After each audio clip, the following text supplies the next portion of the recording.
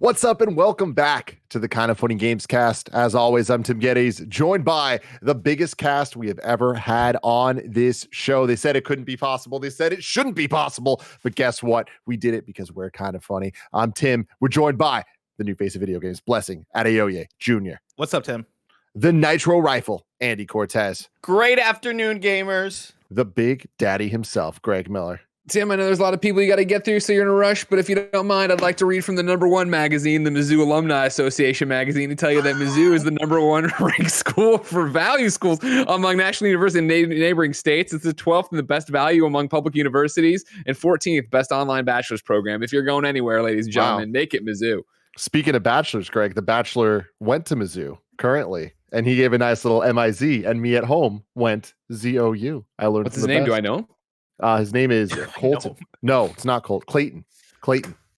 Did he graduate in like 05-ish? I don't know. Probably not. But whatever. Continuing the show, because it's Kind of Funny's Game of the Year, it's not just the Kind of Funny Games cast. We wanted to get all of the gamers out there. So, of course, Barrett Courtney is running the boards, as he always does. But joining us from the beautiful Vita Island, PS I Love You Zone, Janet Garcia.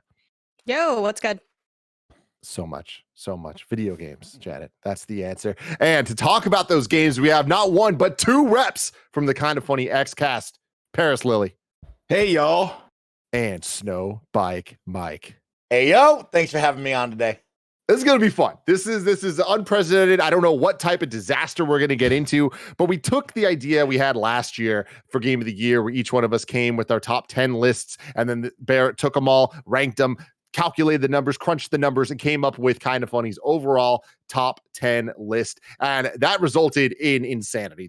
People were going nuts. Final Fantasy VII Remake outdid The Last of Us Part 2 to become Kind of Funny's Game of the Year. What insanity will happen this year, we'll have to wait and see, because this is the Kind of Funny Games cast, where each and every week we get together to talk about video games and all the things that we love about them. You can get it on youtube.com/kindoffunnygames or roosterteeth.com. If you want it as a podcast, just search your favorite podcast service for Kind of Funny Games cast, and we'll be right there for you. If you wanted to get the show ad-free, if you want to watch live as it's recorded, and if you want the exclusive post-show, you got to go to patreon.com/kindoffunnygames, just like our Patreon producers, James Davis, Praise Portillo, Greg Miller's back and better than ever, Pranksy, Delaney Twinning, Tyler Ross, First Responder ND, Julian the Gluten-Free Gamer, James Hastings, and Casey Andrews. We appreciate you all so very much. If you don't have bucks to toss our way, that's totally cool. You can use our Epic creator code Kind of Funny on all Epic Store and Epic in-game purchases like Rocket League and Fortnite to help support us, and we appreciate you as well. Today we're brought to you by MeUndies, DoorDash, and Chime,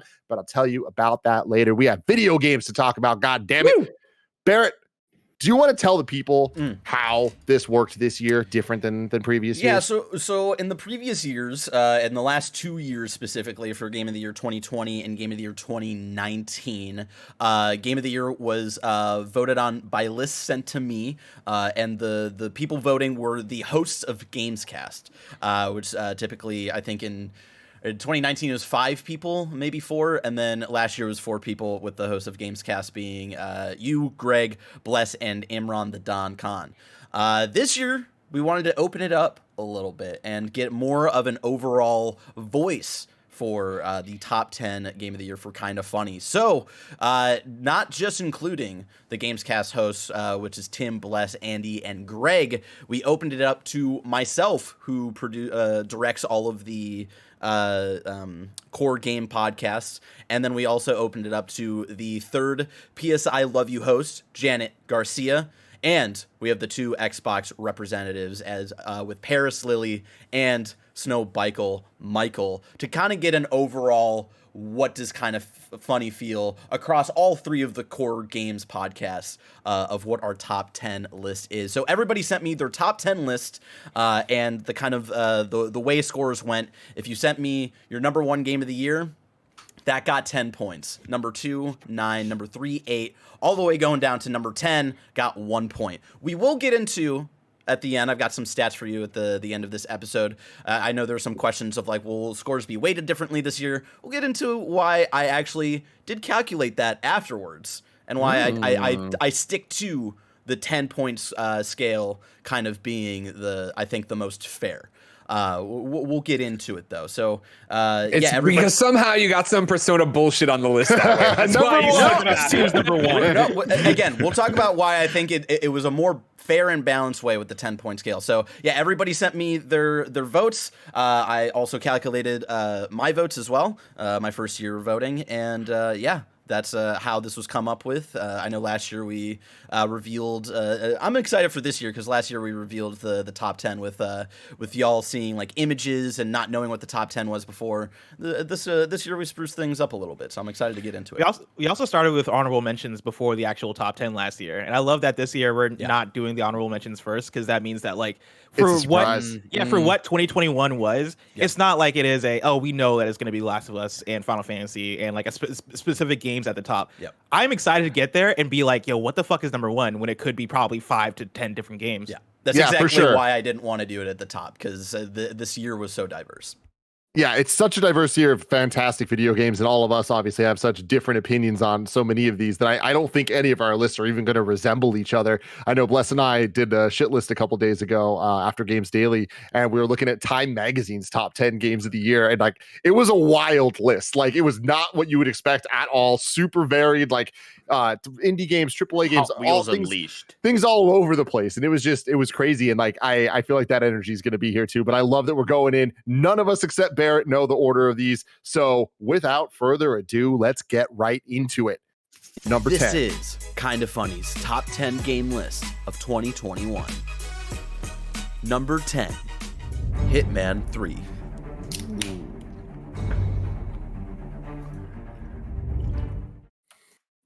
So there we go. Hitman 3 coming in. I'm so number happy. 10. I'm so happy. I did not think Hitman 3 was going to make the list. I'm very happy about this. Who do you think had it highest on their list? Blessing. Mike? I had it Probably at number Mike. 2. Wow. Hitman 3 deserves a lot of respect this year, and I'm glad to see it. It's at least made our top 10.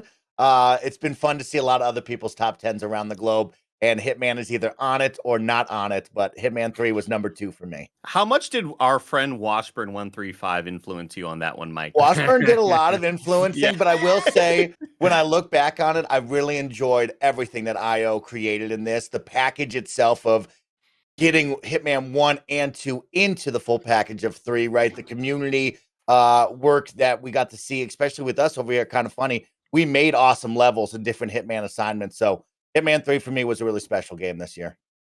Yeah, back in January too, right? Like this is fun that like we're talking a whole year later and like it's coming in on our game of the year list. Bless, what else do you have to say about Hitman 3?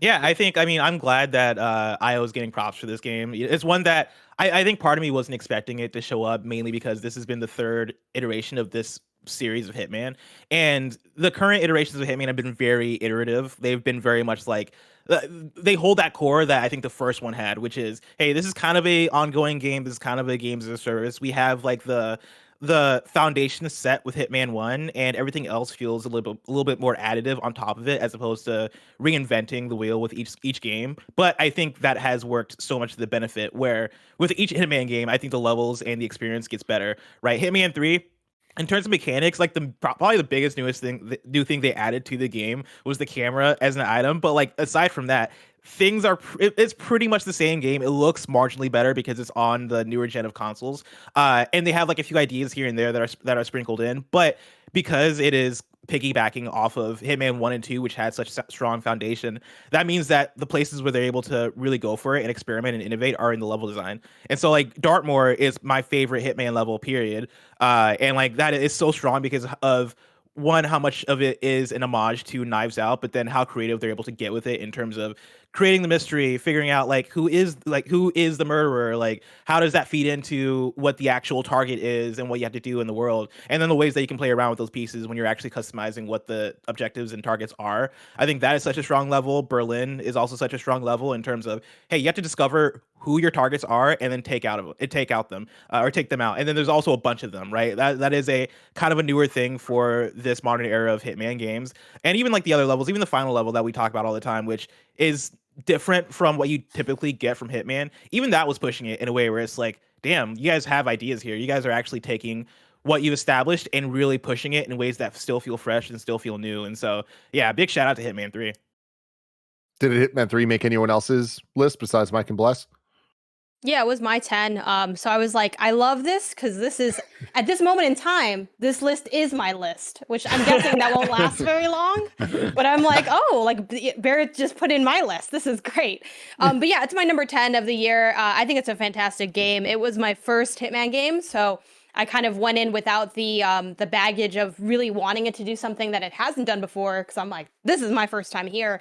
And I think it did a phenomenal job teaching new players how to navigate the system, because that's something I really struggled with early on. You know, I constantly mention on shows that I do, my bread and butter is jank stealth, where it's like I'm stealth until I have to just start shooting people.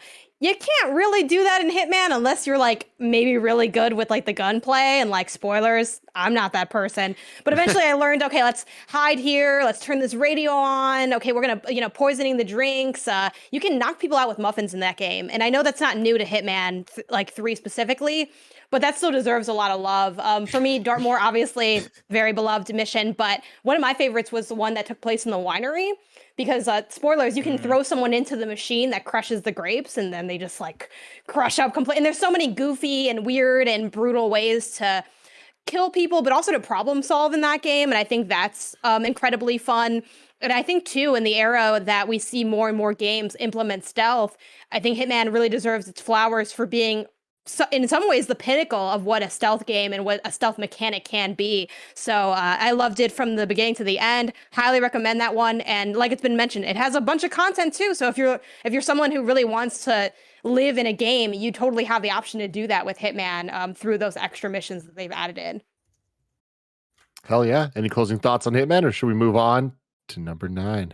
To piggyback off of that real quick, right? If Hitman 3 is your first Hitman game, that means you have a lot of content that you can dive into. Yes. And I think that's a really good point, where it's like, I don't know the number of maps off the top of my head, but I would estimate probably close to 20 in terms of the amount of content that work in Hitman 3, because Hitman 3 again takes the content from the previous games and puts it in there with all the improved mechanics and all of the touch-ups that you get with Hitman 3. And so that is a lot of hours of game time there for content. And so I think that's a good thing to point out too. All right, Barrett, number 9. Number 9, Forza Horizon 5. Oh, Xcast showing up. Forza Horizon 5 coming in at number 9. Parris. I'm honestly shocked that it's number 9. I really thought this would be a lot higher on the top 10 list. It's obviously it's visually stunning. I think just the arcade racing aspects of the open world of Forza Horizon 5, they really nailed it with the different, I guess biomes is the new term everyone uses, but the different environments in Mexico, highlighting all of that, the culture of Mexico, everything about it was fantastic. So it was higher on my list. I think I had it at either 4 or 5 overall, but yeah, absolutely top 10 worthy. Mike, where'd you have it? I had it at number 4 for my list, and that's personal preference. I think if we were to look at games as a product and we were really going to get to the nitty gritty, it would probably be much higher and be probably number 1 on the year. I think this game is something special, and we know what Playground is capable of. And we talked about it on the Xcast, me, Parris, and Gary, of like, how do you improve upon perfection? And somehow they came back and did that. And I think, like Parris said, going to the new environment, going to Mexico, livening it up a lot more than that just UK just kind of side of the countryside. This is really special, and I loved everything. I think it had a lot of activities, had a bunch of races, multiplayer, had some problems at the beginning with connectivity issues, but in all honesty, nothing is cooler than doing all of these races with your friends. And on top of that, there's infinite options to play, right? You can customize each and every race however you want it, share it out with the global world of gamers, and like that's really cool to see. Not only do you get everything that Playground made, but so many more community-driven stuff. So that's really great. I loved Forza.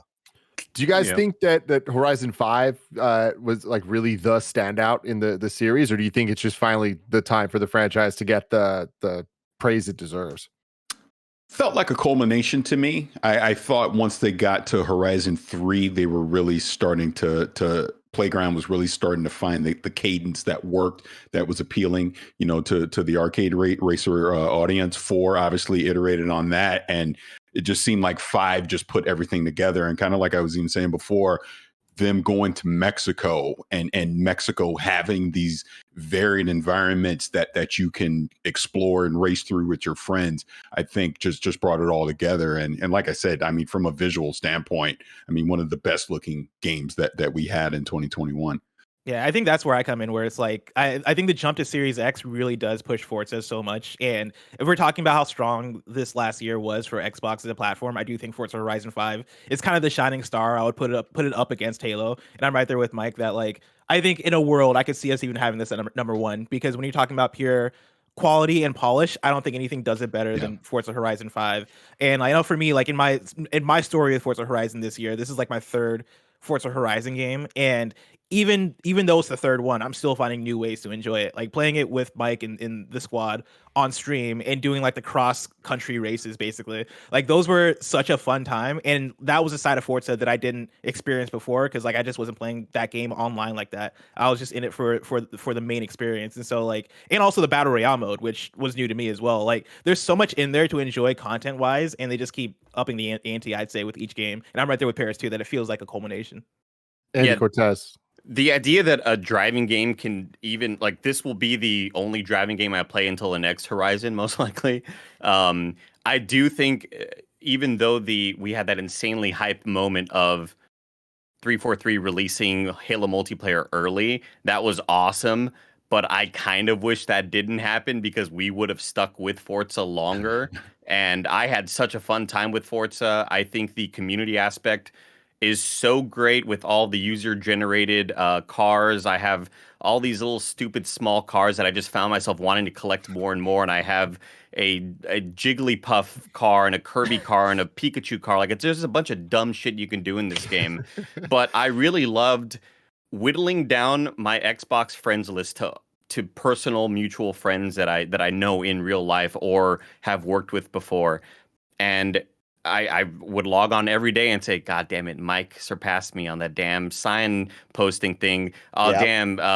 Not that Phil Spencer's my personal friend, but I've got to catch up to Phil. I got to pass him up on this thing or whatever. And it was just so cool seeing our friend Danny Pena, Parris's co-host on Gamertag Radio, see him, doing super completionist type stuff in Forza Horizon 5. Such a fun time, such a great game. And yeah, just the total package in terms of polish and, visuals, and they just nailed it across the board. So shout out to Playground Games. I had an absolute blast with it. And if it weren't for Halo Infinite releasing early multiplayer wise, I would have stuck with it definitely a lot longer than I did. Did it make anyone else's top 10? It was 7 on mine. It was also on mine. It might have been 7 as well. Cool. Moving on. Number 8. Number 8. Metroid Dread. Wow. Number 8 for Metroid Dread. I'm going to come out and say it. This feels right to me. Super high quality game, amazing game. I recommend everybody that's at all interested in Metroidvanias play this game, because it is really, really damn good. It's a very damn good Metroid game, but I don't think it's game of the year number 1 quality. I do think that there's enough in it that kind of takes it down to number 8 feeling really right for me. I loved the experience, especially it coming out with the Switch OLED. I think it's a beautiful game that really takes advantage of the vibrant colors, which is not necessarily something I've previously looked for in the Metroid franchise. But fighting the Emmys, each one of them having their own kind of bright neon look in the really kind of stark, dark, foggy environments that we're used to from Metroid, was, I think, a really kind of inspired visual distinction between what we're used to and something that's kind of more fresh and new. I feel like the more you play the game, the more accustomed you get to its systems, and by the time you get to the final boss and you're fighting it for, I don't know, hour 3.5 before you beat it for the round 29, like, it is really starting to click where you're like, I don't hate this. I love this. And I feel like that's like the magic of it, where it's this trial and error of figuring out the patterns, but then knowing that you're fucking up and you want to get through it all. And it has some of the most rewarding hype moments as a lifelong Metroid fan. Like there are some extremely cool things that happen in this game that feel really rewarding. And I can't wait to see where they take it next. But at the end of the day, they accomplished what they set out to do with Metroid Dread, and that is something that I didn't know that Mercury Steam had in them necessarily. I really enjoyed Samus Returns, but Metroid Dread, really happy it's on the list. Yeah, same. I have it a bit higher on my personal list at number 5. Though, man, there are some really, you talk about the final boss battle in hour 3. That boss battle turned me into the Joker, and also the last couple hours of the game in general. Without spoiling it, some of the enemies you fight and maybe you have a hard time with, but you finally win, and then surprise, he's in the other room in a different color now. It's like, what? Why did some of that I do take issue with? But on the whole, I think Metroid Dread is highly impressive as a classic Metroid game. I think especially in the era where so many different people have taken on the Metroidvania formula, a lot of the questions going into this was what will Metroid have to say in this era where so many people have already, put out stuff in this space. And I think a lot of us were maybe a little bit worried about, will this feel, do they still have the sauce for it? And it's so clear that they do. Like, I think the environments, again, are incredible. It's one of the best looking games on the Switch, which I know has its own asterisk because the Switch isn't exactly, a high fidelity machine. But I just think the moment-to-moment combat was incredible. The inclusion of like the parries, and you kind of had this bit of autonomy and power during basic enemy encounters, which I don't think you always have had in previous Metroid games, in my opinion. And I think they did, on the whole, a really good job of balancing the power and pain that is a Metroidvania, of getting lost and struggling and learning and figuring out how to master the tools that you have. Definitely some things I'd like to see changed moving forward, but on the whole, it is a damn good Metroid game. And I think Metroid in general is a franchise that's really up there in terms of what game franchises currently exist. So for it to be one of the best in its franchise is already a testament to how good Metroid Dread is. So yeah, love it. Don't want to play it again. Made me want to cry at the end. Not because the story was beautiful, but just because I'm like, am I really going to sit here and spend my entire day just to say to myself that I did it? And the answer is yes, I did, because I'm sick. But that's more of a me problem than a Hell Metroid yeah. problem. Andy, I want to get to you in just a sec, but to jump off what Janet just said about not wanting to play it again, I want to go to Barrett. Barrett, you've been replaying the hell out of this game. Oh yeah, and so this was my number 3, and this is I really fell in love with this game. This was the first Metroid game I had actually played to completion. I'd played like a couple here and there growing up, but never really dug into them. And as a fan of Metroidvanias, I was like, I gotta play a fucking Metroid game. And yeah, I agree with everything that's been said. So the positives that have been said so far of just like how well it does Metroid design, of course. Yeah, I love the inclusion of the Emmys. I know that's kind of a hit or miss for some people, but I love that like the kind of battle with them is like, all right, what is the perfect path to get where I need to go while avoiding this fucker as best as I can without getting killed? And yeah, it's the game that I've replayed the most this last year, because it's that easy. Like my first playthrough, I beat it in like 7.5 hours, and I know you get some different cooler JPEGs at the end of the game if you like beat it like quicker or like on the harder difficulty and stuff like that. So I was like, yeah, like I love playing Batman Arkham Asylum and beating that in 5 hours. Like how quickly can I get through Metroid Dread?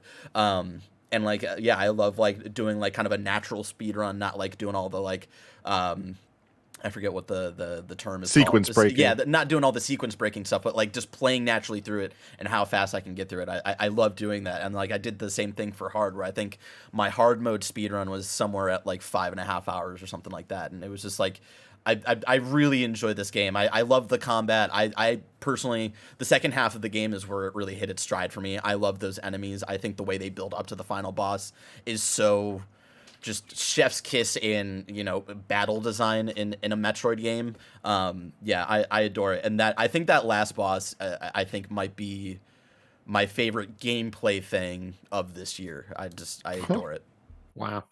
Andy. I had a lot of fun with Metroid Dread. This was number 10 on my list. I do think that there are still some old school design choices that are put in there that I don't personally prefer.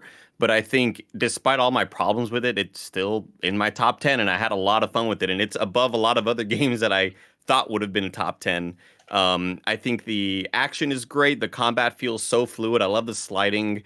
I do think that I wish there would have been more improvements in terms of fighting enemies that aren't mini bosses or bosses. This game is very much enemies, mini bosses, and bosses. And I also played Hollow Knight this year, and I think that's a far better Metroidvania than this game is. And a lot of it is due to the fact that not only are the boss fights absolutely incredible, just like Metroid Dreads are, I'd say I probably prefer those a bit more. But I feel like traversing the world, you are fighting a lot more enemies as opposed to just traversing the world to get to the next mini boss or to get to the next boss encounter. I definitely had some issues with it, but it's still a really damn good game. I know Tim will disagree with me on this, and we've talked about it before, but I feel like the soundtrack was such a miss, and they had like such an opportunity to pop off with the music in this one. And the main Metroid Dread hit, the main Metroid theme hits, and it's awesome as hell. And then everything else is just kind of like subpar for me. But it's still really damn fun to play. And yeah, when I got my OLED and then loaded it up on the OLED, it's really stunning to see. To bounce off of that just really quick, like, yeah, I listened to it the first time through, and then all of the times I've been replaying it, like, it's my comfort. I'm laying in bed and we're watching something on the TV, and I'm not listening to it because, yeah, I do agree that that was one thing that I was left wanting was a more of a banger soundtrack. Andy, any closing thoughts on Metroid Dread from anyone? Let's move on. Number 7, Psychonauts 2. Huh.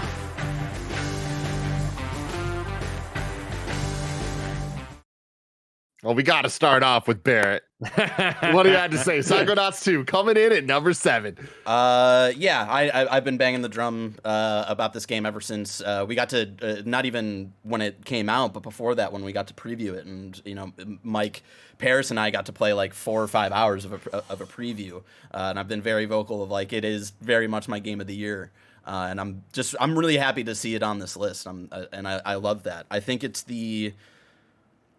for me personally, I think it's the smartest and best written game of the year. I think the way, if you don't know, like the quick premise of like you're this kid who has psychic powers who can go into people's minds and kind of see the world through their view and through their eyes. And a lot of what you're doing in those levels, going into each people's minds, is kind of helping them find a right path, because a lot of the people that you're going into the minds to and helping out are people who have dealt with a lot of loss. You're not really going in there to fix them, but you're going in there to like kind of help guide them to not kind of carry that weight. And I think it's a fascinating kind of look at how everybody carries loss differently. I think the smartest written level, and it's not even my favorite, is Compton's Cookout, where you're inside of like a cooking game show essentially, and you're helping out this guy who really at the core of it is kind of has this anxiety of being judged by his friends, and that's represented in doing this like cooking show where you have to like go gather ingredients and like throw it in a blender and like chop it up and all that stuff, which is like such a unique way to translate the gameplay of that game. And the judges are 3 of Compton's friends, who are represented by hand puppets, and of course you go through the cooking game show, and at the end you have to fight them. And the way that kind of ends is that like you kind of blow up the hand puppets, and at the very end the hand puppet is taken off of the hand, and it's shown that it was Compton Bull's hands that were controlling these hand puppets. And it doesn't beat you over the head of like, see, you were the one who like was putting this pressure on yourself, and like they aren't really doing, like they don't spell that out for you. They they write it in a way visually and in dialogue that makes you kind of marinate in it, and kind of lets you take away what you will in those levels. There's the Woodstock-inspired drug trip level that's essentially narrated by Jack Black the entire time and has some of the best music, not best, but some of my favorite music in any game this year. There's a level about alcoholism and how this child was kind of subtly raised by someone who dealt with that, and then when he grew up and then experienced what I would argue the most loss in this game, how he fell into that, and how because of his upbringing he also fell into the dark hole of alcoholism. I think there's a great commentary on even class. You're helping a bunch of hippies. You're helping a bunch of old sad hippies in this game, and then you see the difference in how they carry loss, and then how someone who comes from wealth and power carries loss. There's so much to say about this game, so I'll cut it short here because I could go on forever. I know some people have gripes with gameplay and stuff like that. I think I had the benefit of actually playing the first game for the first time this last year, so I kind of went in with the expectation of like, yeah, the original didn't play great. We'll see how this one was, and in comparison, it is better. And I understand in gameplay comparison to other games that came out this year, maybe it wasn't everybody's cup of tea, but I think it's truly something special. Tim Schafer has been writing video games longer than some of us on this podcast have been alive, and I think he is still one of the best writers in video games. I think this is his best work personally, and I think what the team at Double Fine delivered this year was absolutely phenomenal. So, was it your number one? Yes, it was my game of the year. Who else had it on the list? I did, and it was also my number one as well. Barrett spelled it all out completely, so I don't need to really repeat anything that he said, other than the art style was top notch, the writing was top notch, the voice cast just top notch overall. I went back and forth with another game on what should be number one, but I ultimately settled on Psychonauts 2. I had such a great experience with that game, and coming off of what they built with the first game, I just thought it was fantastic. So yeah, overall for 2021, it was my number one. And again, I'm shocked it's so low on the list on the top 10, but it absolutely deserves to be here. I had go Andy. Go for Mike. Go for Mike. Oh, I had a number 5 for myself. I loved Psychonauts 2. Barrett spells it all out, just like we've talked about on the Xcast. The biggest one for me was I smiled all the way through it. Every single time, whenever we'd get new enemy types and they would be talking about different mental health issues and how that reflected the gameplay, I think they did a really good job. And for me, that made me think. And I think that's the biggest thing that I take away from Psychonauts 2 is it made me think. It made me smile and take a deep breath and go, oh man, I've had that feeling. Or, oh, I totally get how they made that into gameplay. And I love that different enemy type. So that was a big one for me. And not many games have ever made me do that. So that's my biggest takeaway from Psychonauts 2. I had such a good time with this game. This was number 9 on my list. Top to bottom, it is so impressive with what everybody's mentioned, writing and everything. I think the thing that impressed me the most, having somewhat of a game development background, was just it's so impressive how their art design and their level design are married in a way that supports the story and isn't just done for visual sake. You're not going to the icy biome to take down the abominable snowman, like you're in this world made of quilt and yarn because that supports the story in some way. You're in the psychedelic area because that supports the story in some way, and you're all in these people's brains, and they all have it's very much you hop into people's brains and there's 3 things to do, just like there's 3 things to do in most games in order to succeed and complete the level. But it just, every time I went into a new place, I was immediately stunned by the level of care that went into the environment work. And again, it not looking cool for the sake of looking cool, it having and serving a purpose is what is ultimately most important for me. And again, the story, fantastic. I thought it was a really damn good game. Having not even played part 1, I just kind of watched a bunch of videos on part 1. And Double Fine absolutely knocked it out of the park. I mean, I'll say again, the level that you're introduced to the Jack Black character is just goddamn. It's just so the artistic style of that entire level, and then obviously the music. I mean, you're literally in a concert in that level. It's so good. I highly recommend anyone that gets a chance to play, Psychonauts 2, do it. And the way that level pays off at the end too is just yes. I've been replaying it the last few days because I knew we were going to talk about it, just so I could have some more recent facts in my mind to bring to the conversation. And yeah, I replayed that level last night, and it's just such a treat. Real good emotional beats for sure. Any closing thoughts on Psychonauts 2? Play it. Go play it. But before you do that, listen to our sponsors. Kick off 2022 with a better checking account with no monthly fees, no overdraft fees, no foreign transaction fees, and no service fees. Get all that and then some with Chime, an award-winning app and debit card. They've also got over 60,000 fee-free in-network ATMs all over the place, like at most Walgreens, 7-Elevens, or CVS's. You can access your money when you need it, where you need it.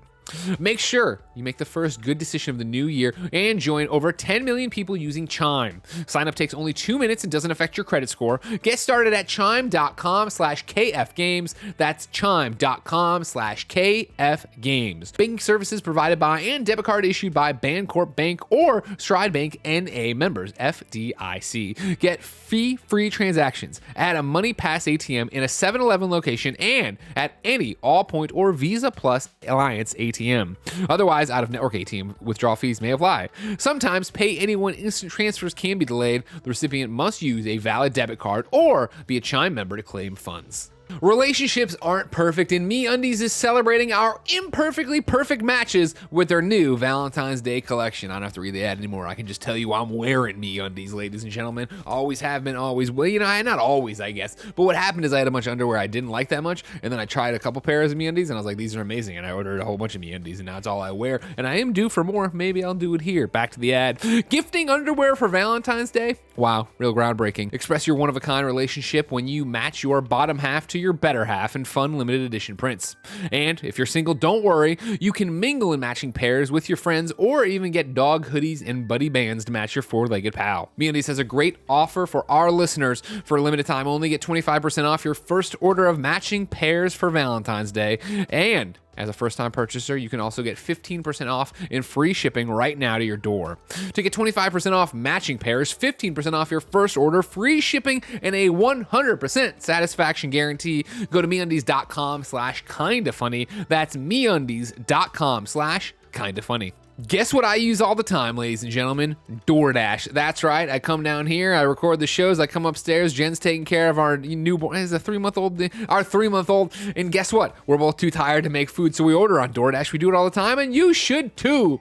You've got back-to-back meetings, errands to run, and chores to take care of. What's the secret to clearing your to-do list? A little help from DoorDash. Along with the restaurants you love, you can now get groceries and other essential items delivered to your door with DoorDash. Get drinks, snacks, and other household items in under an hour. With over 300,000 partners, you can support your neighborhood go-tos. Choose from your favorite national chains like Popeyes, Chipotle, and Cheesecake Factory. For a limited time, our listeners can get 25% off and 0 delivery fees on their first order of $15 or more when they download, that's you, download the DoorDash app and enter the code GAMES2021. That's 25% off, up to a $10 value, and 0 delivery fees on your first order when you download the DoorDash app in the App Store and enter the code GAMES2021. Don't forget, that code is GAMES2021 for 25% off your first order with DoorDash, subject to change. Terms apply.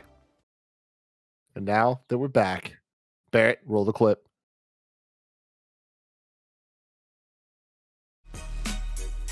Number 6. Life is Strange, True Colors. Fuck! Damn it. Tied with Halo Infinite. Whoa! A twist. Whoa! Man, Holy I shit. screamed fuck when last Life is Strange popped up, but now all the Xbox can be mad as well that it's tied with Halo. Holy shit, I didn't see that coming. I didn't even know that was allowed. I didn't know that was a possibility. We had So several check- ties last year, and I will say this was the only tie this year. So So Barrett, was this the one when I went into your room and I said, Barrett, I'm gonna need you to change some shit up, and Barrett said, oh, this changes things. Yeah. This changes things. yeah, it did. Holy There shit! was, Wow. I will say before, Andy was the last one who voted, and when he sent in his original vote, there was no tie, and then when he changed it, this became a tie. Wow. Very, Wow. very interesting. So with all of this, Greg, getting Yeah. you off the bench here, man. Life is How you doing? Strange. Let's talk about that one first. Life is Strange True Colors is my game of the year. It was my number one. I imagine I brought it a lot. Me and Janet probably brought it way up here. Blessing, you had it on your list too. I'm sure we'll get to that in a sec. Barrett had it on his list too. For my money, if you're listening to this, I assume you know what a Greg Miller ass game is. And obviously, Life is Strange is always a Greg Miller ass game. This is the best Life is Strange has ever been. I think it is the best main protagonist in Alex Chen. I think it's the best supporting cast. I think it's the best town you exist in. I think it's the best gameplay, which I know, it's a visual novel. Oh, it's just this. This is way more exploratory. And, I talked about it in the review we did on it. And I think it's episode 4 when they have the party out in town. And then that's when it really actually pulls back the veil. If you go out of like, oh, wait, I could have been exploring even more than I thought I was exploring. There's so much more going on in this. I think they do such a great job of giving you a world to exist in, a story to connect with, characters to have fun with. I think it does even playing episode 1 originally. I mean, if you want to go further back, at the announcement that, here's the next Life is Strange, and you're going to be playing as this girl, Alex Chen, and she's an empath. And you're like, that's the power. I could rewind time before. I had telekinesis before. And now it's that I can sense emotions. That sounds dumb, but it works so well for the story they're crafting. And the cliffhanger at the end of episode 1 is where I was like, oh, I remember sat in my seat like, holy shit, they're doing something here and they're committing to something here. And so, yeah, I enjoyed this game far more than I expected to, and I expected to enjoy it. I think it's such a great move for Deck 9, really proving what they can do with this franchise, where they can take it. And then, I think it's a must play for people who like these kind of story-based video games. But Janet, am I wrong? I absolutely love this game. So I think you nailed it. It's my number 2 of the year. So I think we really just carried that through. The shout out to everyone else who also has it on their list. But yeah, it is fantastic. It's not just the best Life is Strange game. I think it is arguably one of the best narrative games, period. I struggle to think of, granted, I haven't played every narrative game ever, but I struggle to think of too many that I would rank above it. I think when you say best Life is Strange game, it's kind of like when I said like best looking Switch game, it's like, yeah, but what does that mean for the thing? I know not everyone likes Life is Strange because they think it's cheesy or hokey.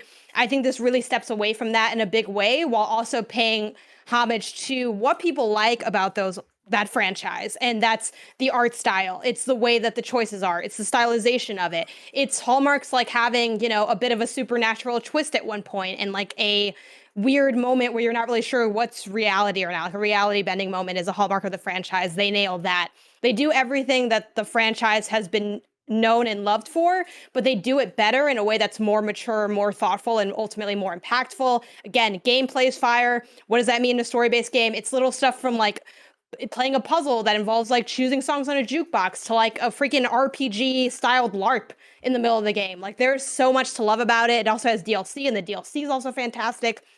And this game is just some of the most phenomenal depiction of trauma and just looking at it from just so many different facets. Like at one point you're in a hospital and it looks exactly like anyone that's lived that. Like it's so relatable.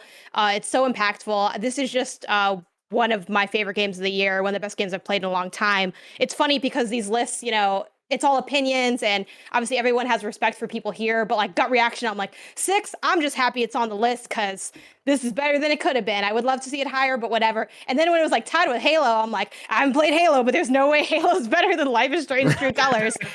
So it did bring up that moment of toxicity for me, just looking at the list, which I hope for y'all listening and watching at home, you too have that non-problematic toxic moment flash in the pan. Then you're like, okay, it's just a list of games people love, but for a second, I'm like, ain't no way Halo better than Life is Strange True Colors. I'm like, I'll boot up Halo today, and there's no way it's gonna rock with it. But I'm happy it's there. Wish it would be higher. Everyone needs to go play this. It's a fantastic game. Yeah, I also had the same gut reaction of seeing it at number 6 and going, fuck, man, I wish this game was higher. I wanted it to be higher. It's actually number 3 on my list. And I think both you guys nailed it in terms of like what this game brings to the table. A thing I want to shout out Life is Strange True Colors for is the fact that I think for what Deck 9 is bringing to the series, it feels so bold and so fresh. It feels aligned with Life is Strange for what we know those stories to be and what we know the art style to be and all these things. But in terms of art style, I think it elevates the game. This is the prettiest Life is Strange game. It's not even close. In terms of the way the game's structured, I think it taking place all in the same neighborhood, every single chapter, is such a smart move and does so much for what the themes of the game are, because Life is Strange True Colors is a game that's all about community and Alex Chen's relationship with the community and her trying to find community because she's a character that is coming from losing her community very early on in life. And so to have this game set in the same block, meeting the same characters, re-meeting the same characters chapter after chapter and checking up on them and having those moments of like, oh yeah, where is this character 2 chapters later? Like, what's your story still? Are you doing better? Are you doing worse?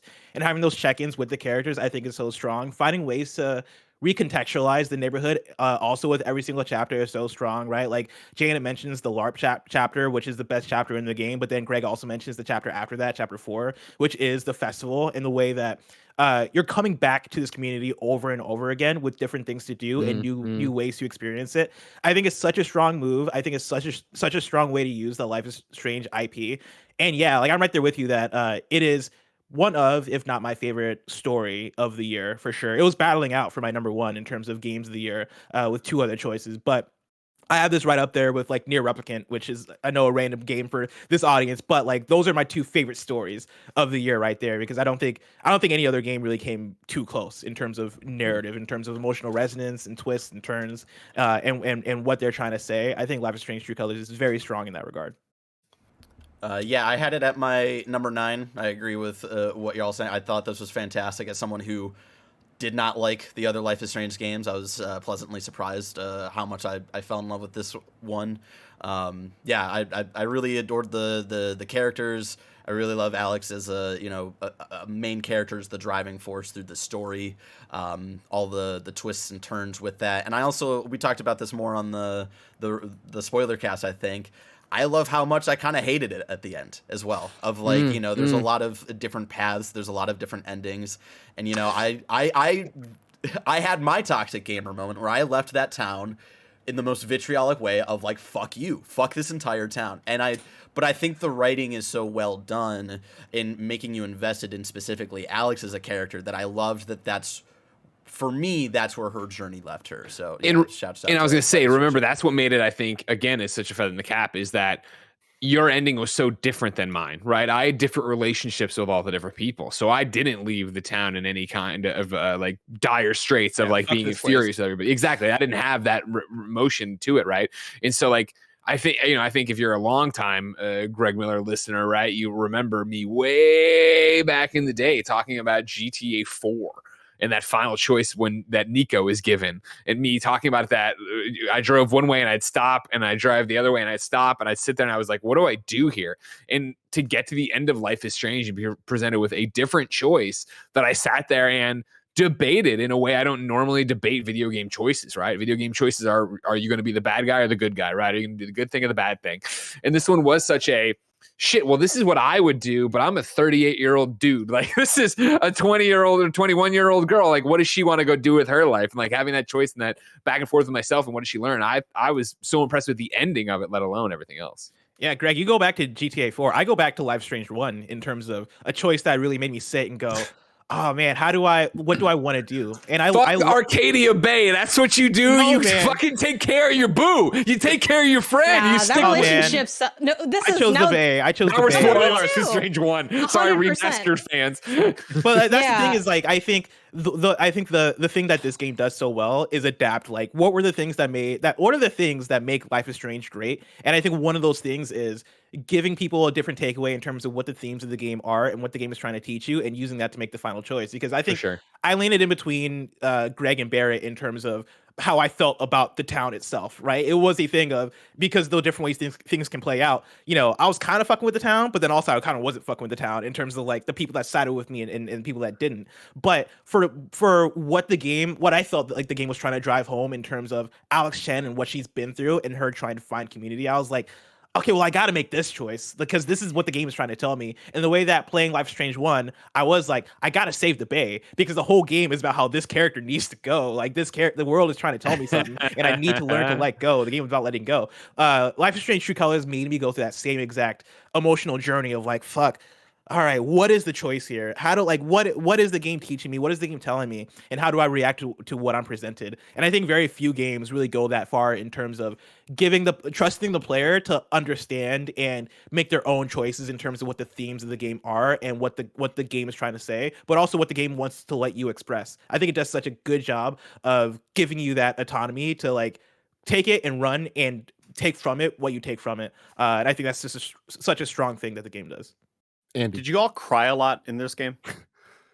Like me physically as a person. Were there any moments where playing? you like got teary eyed?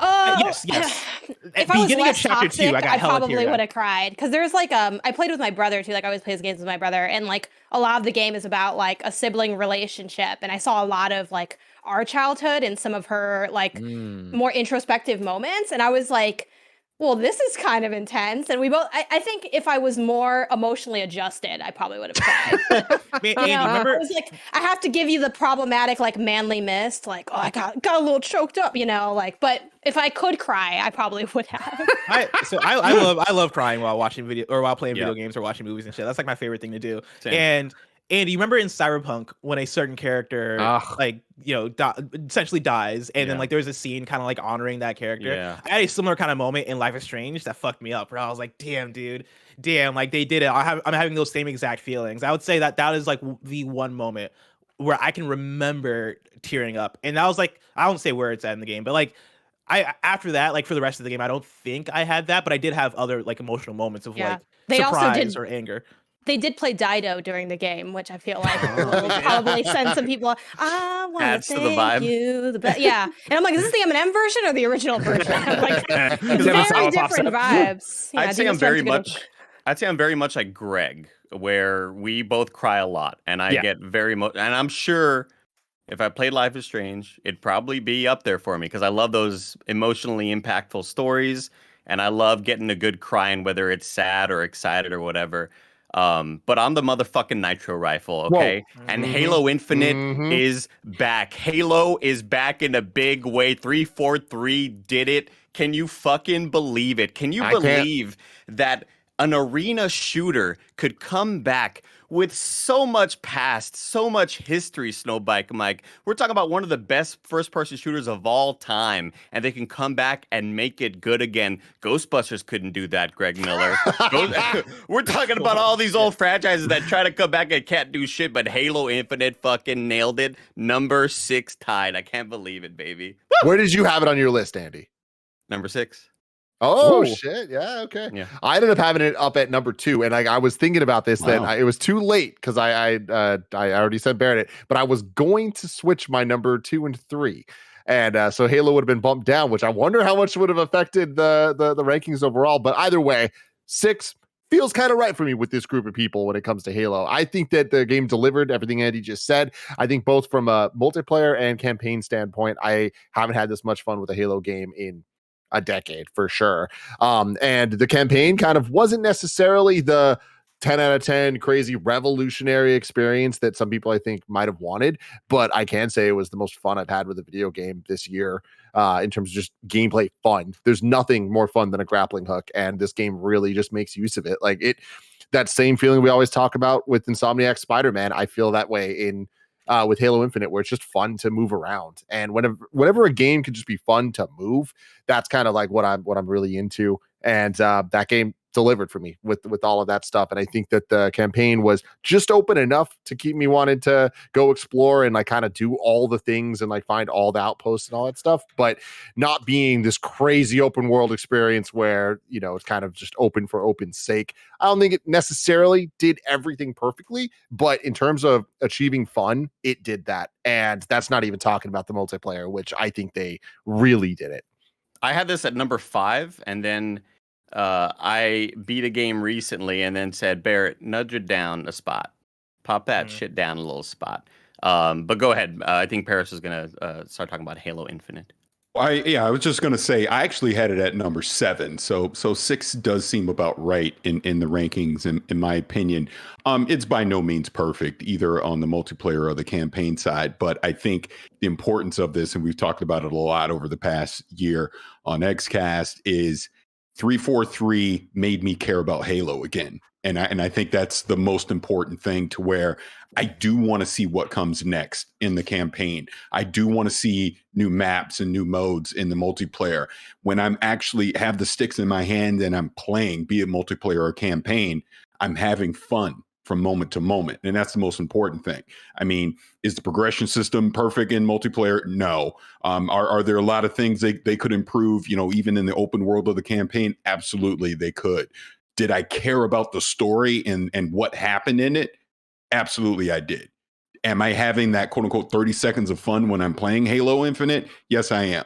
And I think that's the most important thing about this. So yeah, is this, the greatest Halo ever made? No. But I think the direction that 343 is taking this in is one that I'm intrigued by and one that I care about. And I do want to see more of this, more of the story. Like I said, more modes and things that they can do in campaign. I mean, it sucks that we didn't get co-op right away, because we talked about this during our review of Halo Infinite. As I'm playing, I'm going into these various encounters, going, man, I wish I was doing this on Legendary with 3 of my buddies. Like, how would we, take this encounter? How would we switch it up? And the fact that those kind of things are in my head, I do want to have that. But I absolutely had to ding it, because they didn't have all the modes there at launch that people were expecting. It's disappointing. We're in a current world right now with COVID and everything, where nothing's going to be perfect. I get it, but I see the potential of Halo Infinite, and I personally think they saved the franchise with this game, because I think if they didn't nail this as much as they did, is anyone going to care about the next Halo when it comes out? I don't think so. So I think 343, under the circumstances, did a great job, both with the campaign and the multiplayer. And I'm excited for the future Halo. Before Mike steps in, I just want to say something super fast. This game could have been delayed to 2022, and the preview flights that we did for multiplayer still would have been enough to put it in my top 10. Because the multiplayer is just so much fun for me. And Parris nailed it. They made me care about Halo again, and I haven't cared about Halo since maybe the Reach days when I played that campaign. But multiplayer is like, I thought I was done with arena shooters. I thought it was like battle royales, the wave, that's obviously where we're going. And I just can't believe that, like, I'm still playing multiplayer to this day. I have 118 hours in it, and I played some last night as well. And I will continue to keep playing, because it's that damn good. I think what you just said is kind of the most important thing, is even starting with those technical previews, they gave us such a polished product day one, both on the campaign and especially on the multiplayer side, to where, look, progression stuff, cheating and all that, all warranted issues that they need to clean up and fix. But again, the actual, when I'm playing with my friends, I'm having fun, and I don't feel like I'm fighting the game to try and have fun with it. Whereas I feel like it's playing as it's intended to play. The weapons feel good. The movements feel good. The vehicles feel good. And that's Halo. They nailed that sandbox. Absolutely. Yeah, Halo was my number one.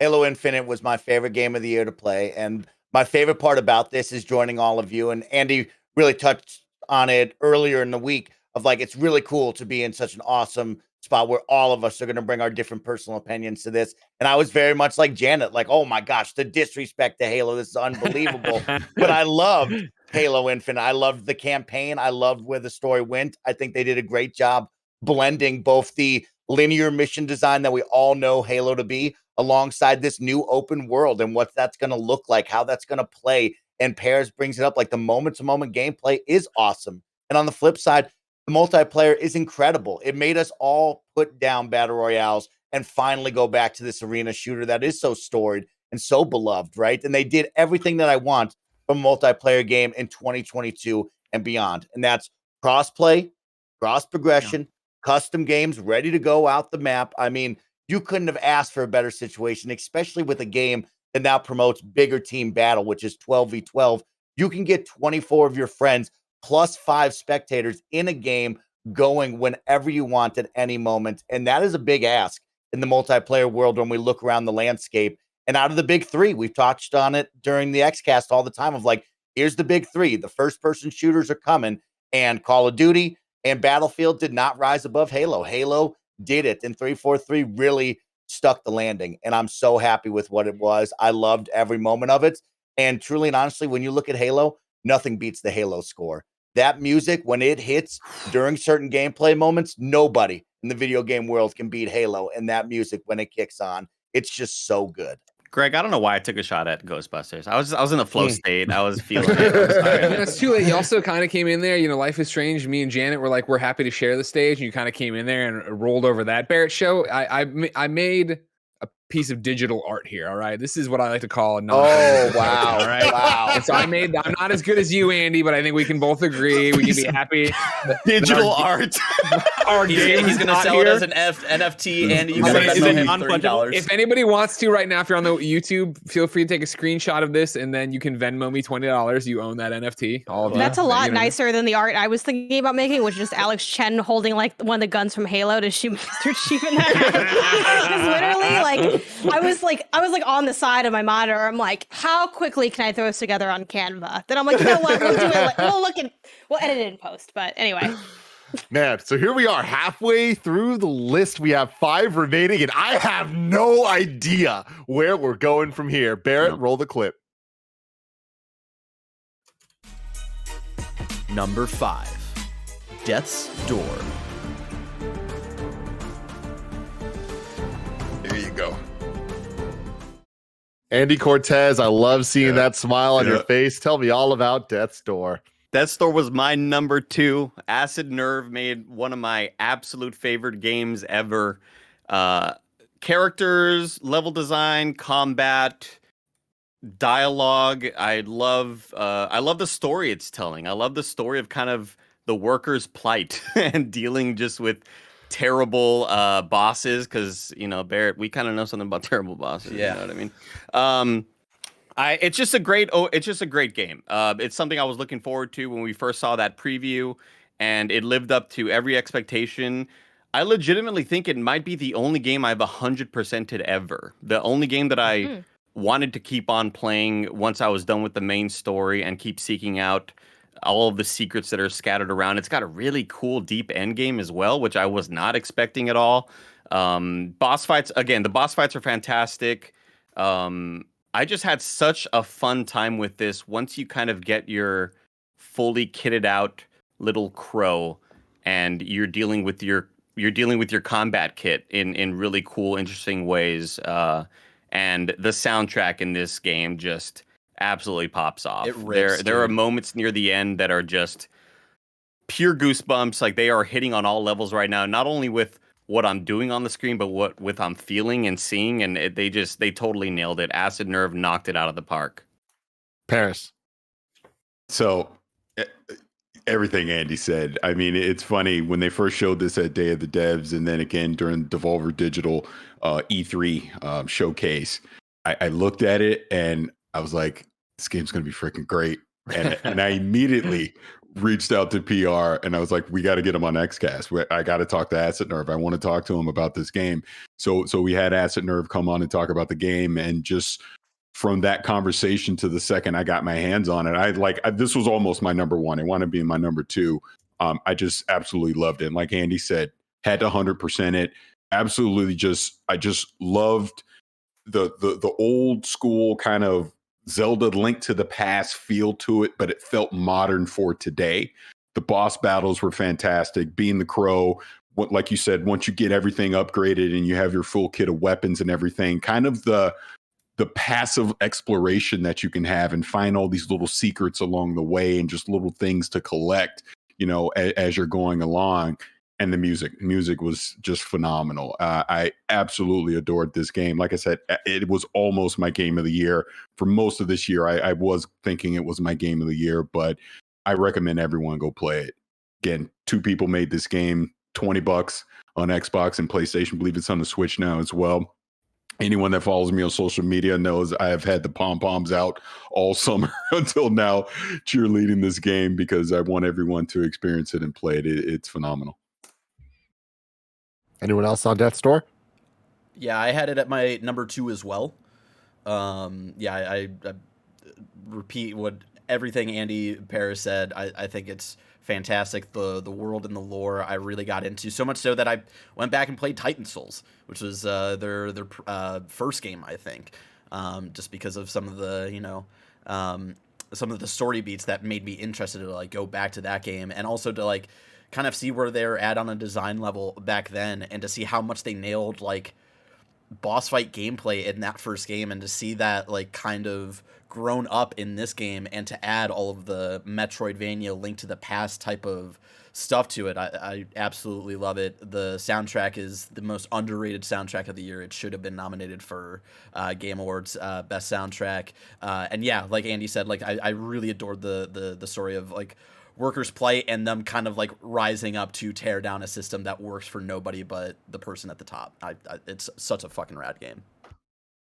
I also really dug the. I also want to point out that a lot of this is just sort of genre, right? Like, I don't think this game does anything magnificently better than what other games in these genres would be, but this game has such a charm to it. Yeah. And if you can nail charm where you're like what Mike was mentioning with Psychonauts, where you're just smiling the whole time playing it, that was me with this game when it comes to all the cute characters you're meeting and the funny dialogue, and it's got such a good self-awareness in its writing, but it's really smart, and it's got a lot of awesome, I would say, the moments in Bloodborne when that one character you didn't think you were gonna fight suddenly says, "Let's fucking do this," and you go, "Oh my god, I didn't know this was gonna be a boss fight, but here we are," and the music's incredible, and it's got such a good art style and presentation that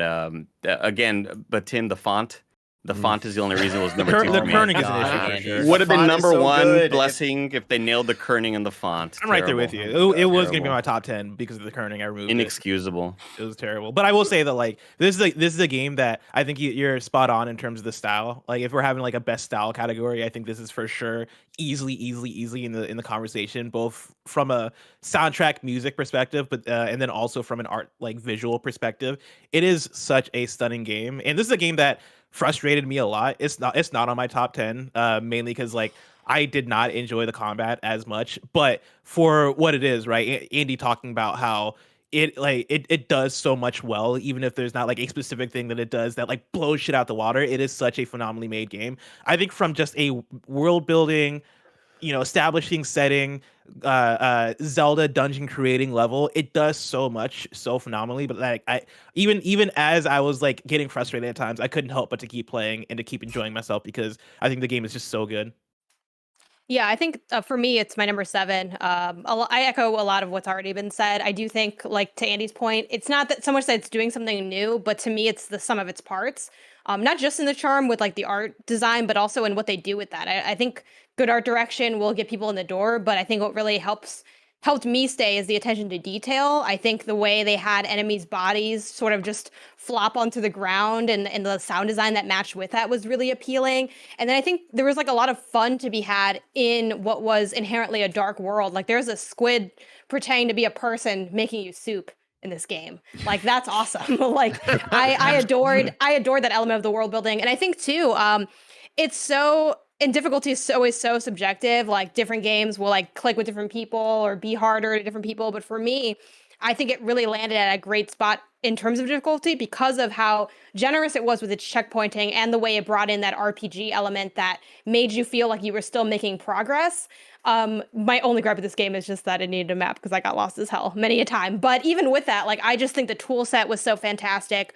I think it makes sense for it to be at this spot on our list because I feel like it's one of the games that collectively some of us really liked and some of us weren't that hot on. It feels like a middle kind of area list for the group. So excited to see what's next and afraid also. Really quickly. Sorry, Parris. Go ahead. No, please go ahead. I was just going to mention Barrett talking about his favorite sequence near the end of Metroid Dread, and that being one of his favorite gaming moments of the year. For me, it's absolutely the final kind of levels leading up to the final boss. And it hit in a way that we talk about the Ashtray Maze in Control and how the Ashtray Maze was such a cool gaming moment. One of my favorite, most memorable moments in gaming ever. The lead up to the final boss, including the final boss fight, again, with not only visuals, but the music and everything just sort of culminates in such a really cool way. And it's kind of one of those stunning, like, damn, this is video games, man, and it's fucking awesome. Yeah, I would agree with what you're saying. All I was going to say to kind of wrap it up is this reminded me why I love gaming, because it's not about the big AAA, 500 people making it, $500 million budget, with all the visuals, and it's doing this unique thing that's never been done before.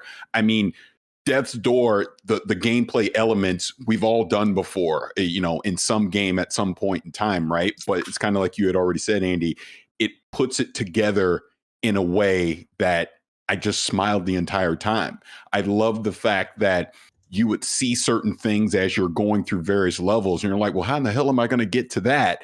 And then you would get a certain weapon or piece of gear that allows you to now go back and get that thing. Or like, that's how I go get it. Oh, that's cool. Or you discover the secret passage through something to find this collectible. I just loved it. I just absolutely loved it. And again, I can't stress it enough. Go play this game. I'm telling you, if you do, you will have a grin on your face the entire time. Last thing I'll say, the way the death screen, when you die, the way that pays off is like one of the best death screen payoffs in any game. It's so fucking good. But the kerning, though, Let's move on. Number 4, It Takes Two.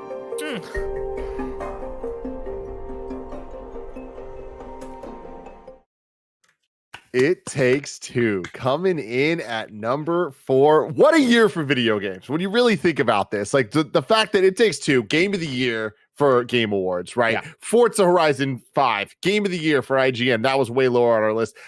This is just the most varied, wild list I have ever seen. Who wants to start talking about It Takes Two first? I'll come in if you want. Go for it, Greg. First off, this is exactly where I put it. I had it number 4 on my list, and I like it because I feel like we're finally the fog of war is lifting, and there's multiple titles you expect. Somebody's getting the shaft, but like we know where a lot of the names are going to start coming and where they're going to start falling. It Takes Two, right? Like I think there's another game I'm sure coming up. It's one of I think it's probably number 2 pound for pound the best moment to moment gameplay.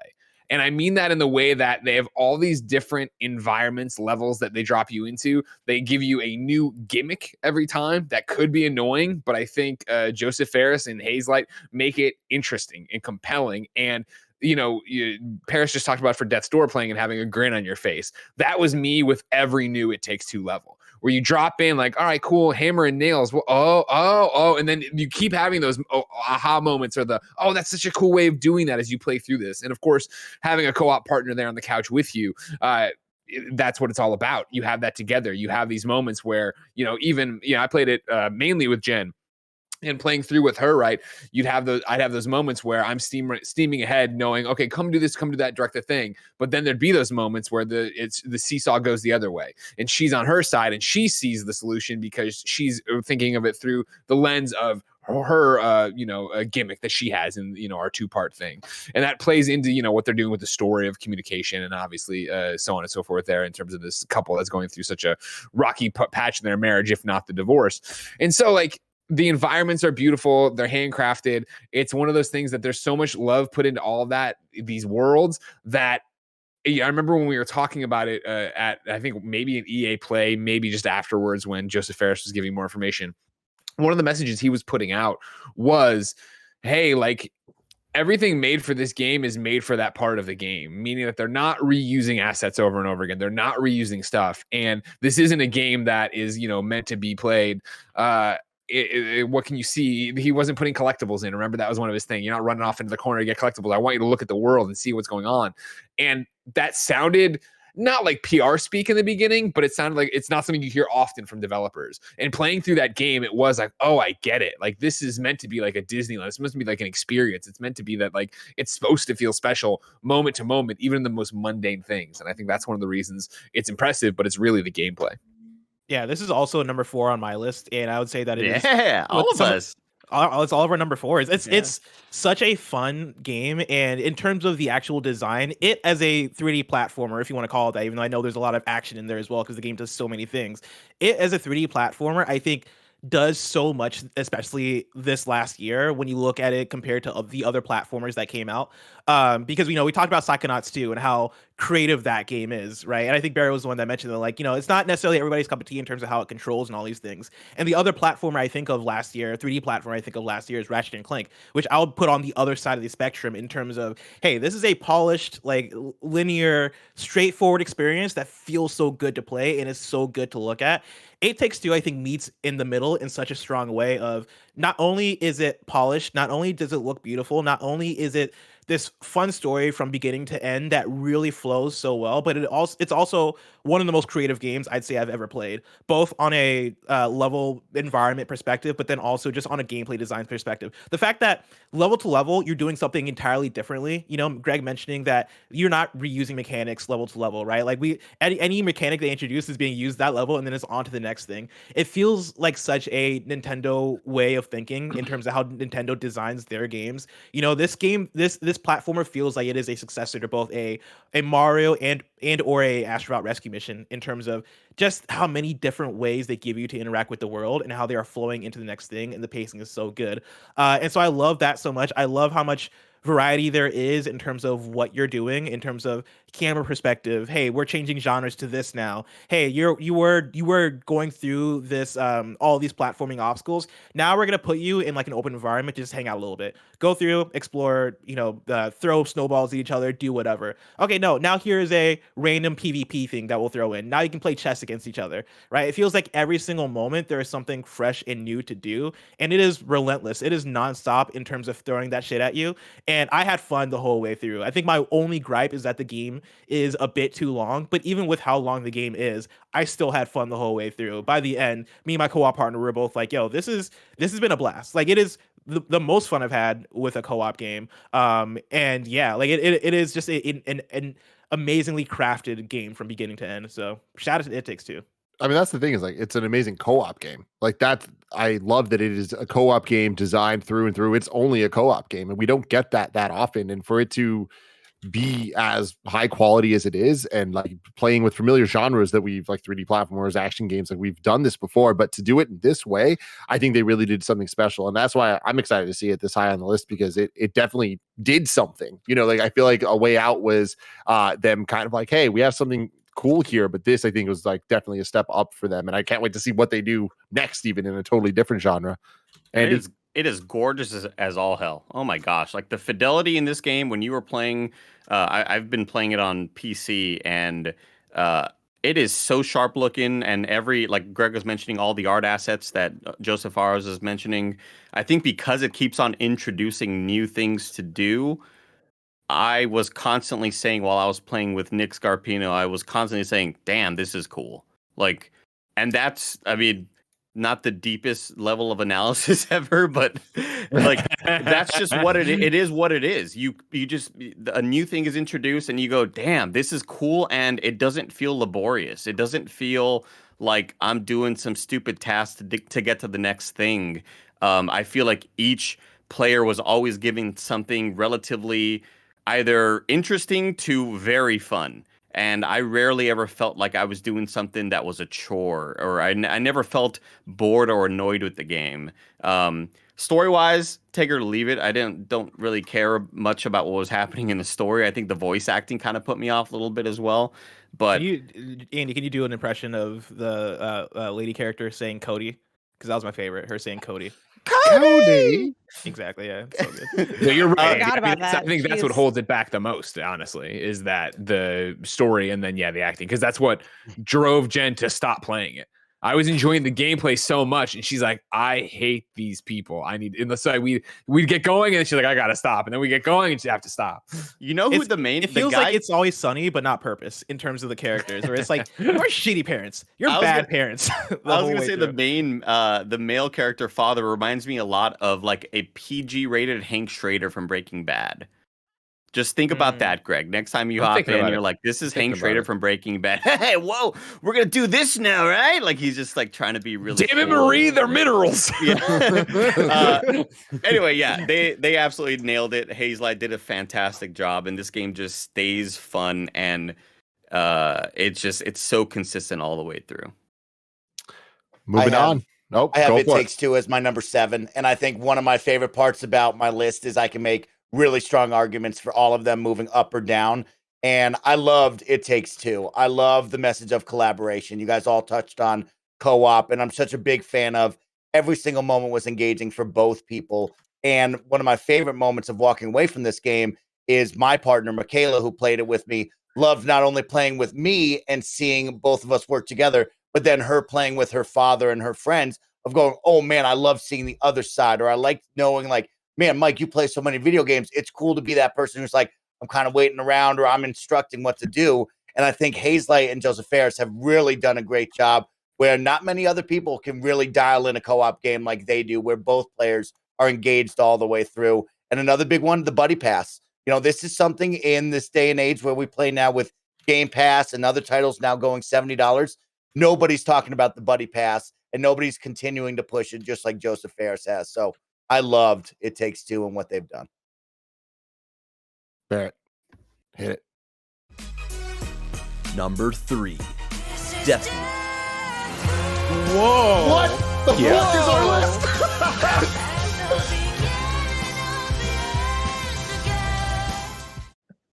Did y'all really Number play Return? I am surprised, but also very excited because Oh this my means God. that Returnal Return- has a Yeah, chance. I'm like, y'all really Let's out here fucking playing go. Returnal like that? Maybe. I don't know. Some Yes. of y'all are like really hitting that The pro answer is level. yes. Yo, I we're going to guess talk about so. Deathloop in just one sec, but I just want everyone to wrap their heads around the fact that something didn't make the list. Like, is Ratchet and Clank really about to not make this I list? think so. So y'all really didn't play Chicory, huh? It's all was gonna it's say, fine. I It's played fine. the Returnal and I Ratchet, played- I right? only talked about it every chance I got. That's okay. It's fine. There's The Resident question Evil now is too. like, yeah, like Tim, to your No. point, like I wonder if Ratchet and Clank is going to be this year's Final Fantasy, where it was just such a solid game that we all put it on our lists at various levels, but then everybody's hot or cold about what their favorite game was, throws their favorite games to all ends down the list, and then Ratchet will And be the this one is that's why I able to. didn't want to do honorable mentions, because now y'all are speculating even with 2 games left, and that's what I want. I want to know Wait, what What is happened? this? What's A number good show. three? It's a Tim's fun third show to game? do.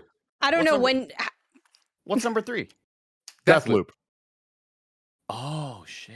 Yeah, so anyway, well, Hey, Tim, is the other game you're thinking of Resident Evil for what you No, think is Resident thinking- Evil. no, I yes. thought it was going to be on the top 10. It's not. Low-key, but that's the Guardians, number one I game. imagine, Wow, is if up only there. somebody during the Resident Evil review had said there was no chance this would be Game of the Year. I don't know. Well, anyway, If Returnal's Deathloop, number 1, let's fucking go, guys. Let's fucking go. Go for it, Um, Janet. Deathloop's really good. It should be higher. I wish it was higher. It's my game of the year by a mile, and I love Life is Strange, which was my second one. Yeah, I fell for this game, and nothing ever surpassed it. Nothing even came close. That's why, like, my game of the year was locked in as soon as this game came out, because and I was waiting for something to change, but it never did. I think this is absolutely fantastic. I loved the abilities, the slabs. I think the thing I really love most about this game is both the world design, but also the way that the tool set allows for so much variety in the way you play.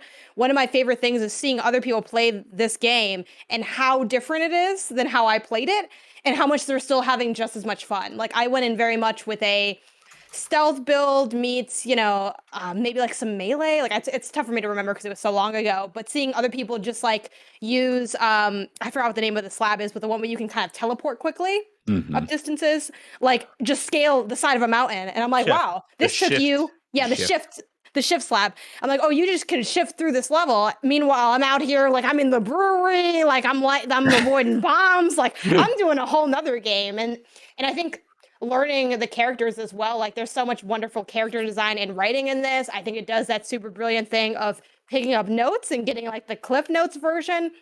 I enjoyed almost everything about this game. I do think the overall plot is kind of fine, where it ends. I don't know anyone that was blown away by it. It was kind of like, this is an acceptable way to end this game, I guess. But I think just it's some of the most fun I had playing a game.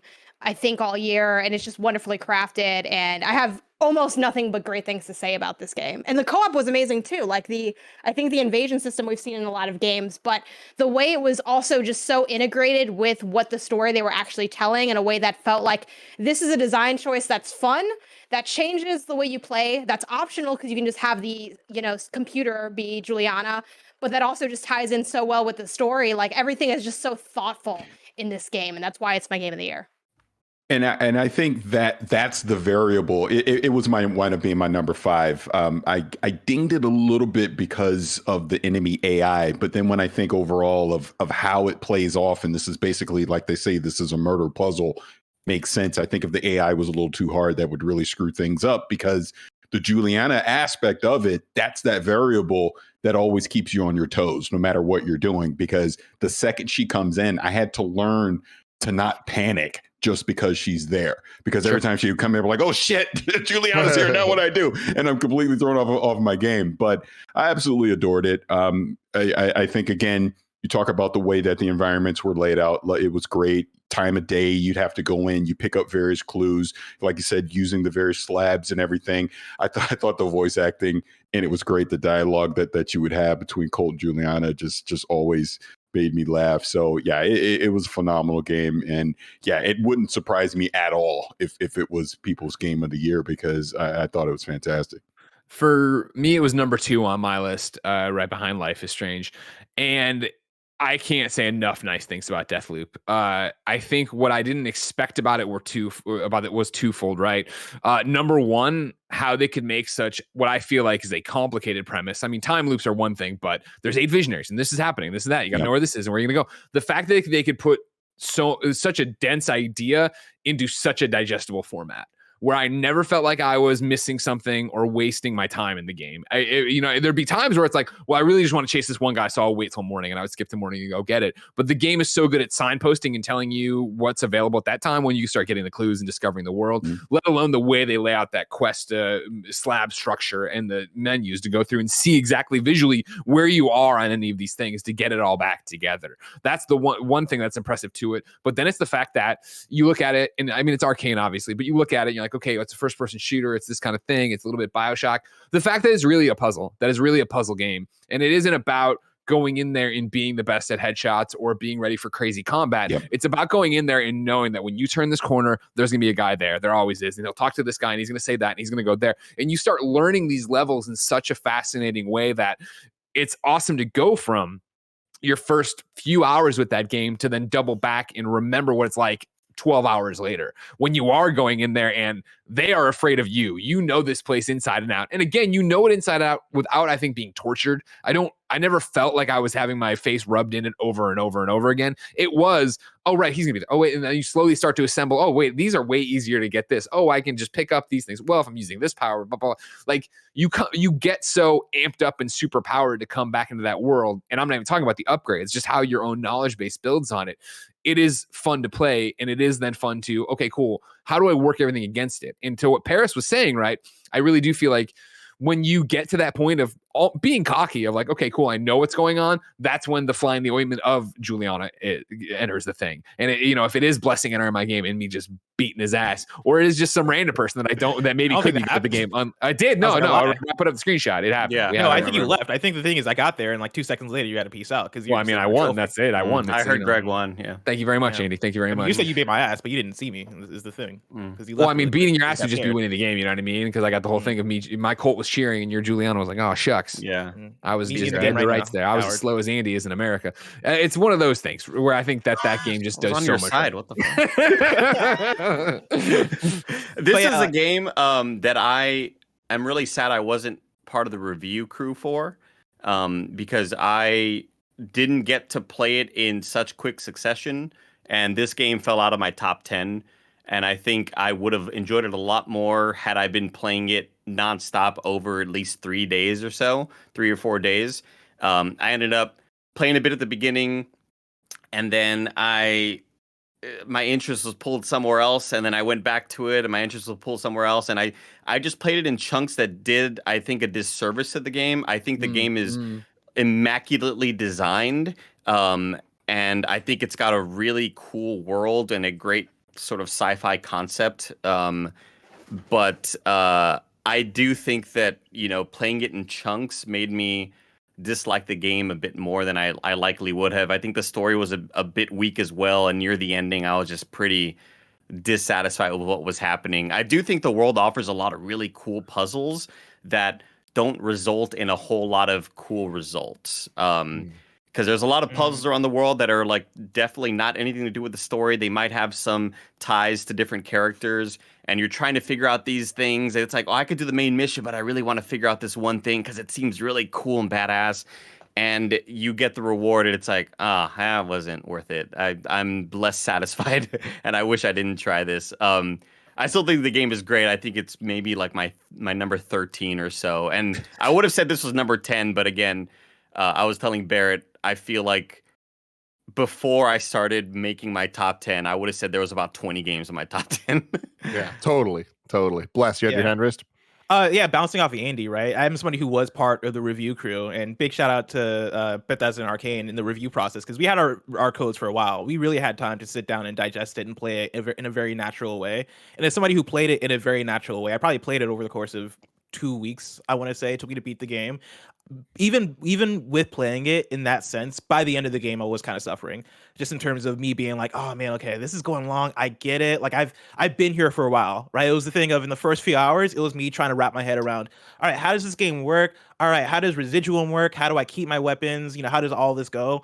By hour 4, I was like, fuck, I see how this works. Let's fucking go. This seems really cool. And then from hour 4 to, let's say, hour 11, I was having the time of my life. And then from hour 11 to hour 15, I was like, all right, well, this is gonna end. I feel like I've done this now. I feel like I've gotten what I've needed to out of this game, and I think part of that is the story doesn't stay as interesting, and I think the other part of it is the ending doesn't hit the way I think it should. Even in that last sequence where you're doing the thing that the game sets up, right, where you are going through and you're taking out the visionaries, it was cool, but it wasn't. I don't think it lived up to the big build of it when I finally did it. I got it over with, and I was like, hell yeah. All right. I beat the game. And I put it down. And I didn't really think about it too hard. Yeah. I was like, oh shit, I did it. It was like solving a puzzle. And I'm right there with you, Andy, that I think Deathloop does so much in terms of setting up such a magnificent idea, and the way that it's structured, I think, is so genius and so good.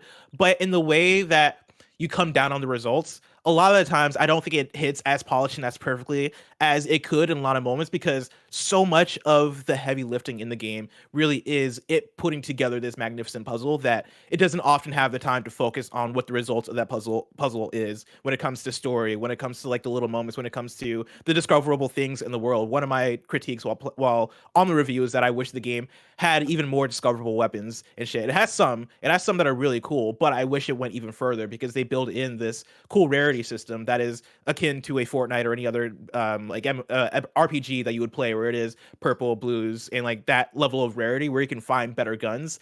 And by hour 7, I'll say I felt like I had run the gamut in terms of, all right, I'm finding the same gun over and over and over again, and I don't care about weapons anymore, but I still have half this game left to continue to play and finish. I felt like it was kind of running out of steam in that way. That said, Deathloop as a game is still a game I love and adore, right? It was in that juggle of my top 3 games, trying to figure out what I love more between that, Life is Strange, and another game.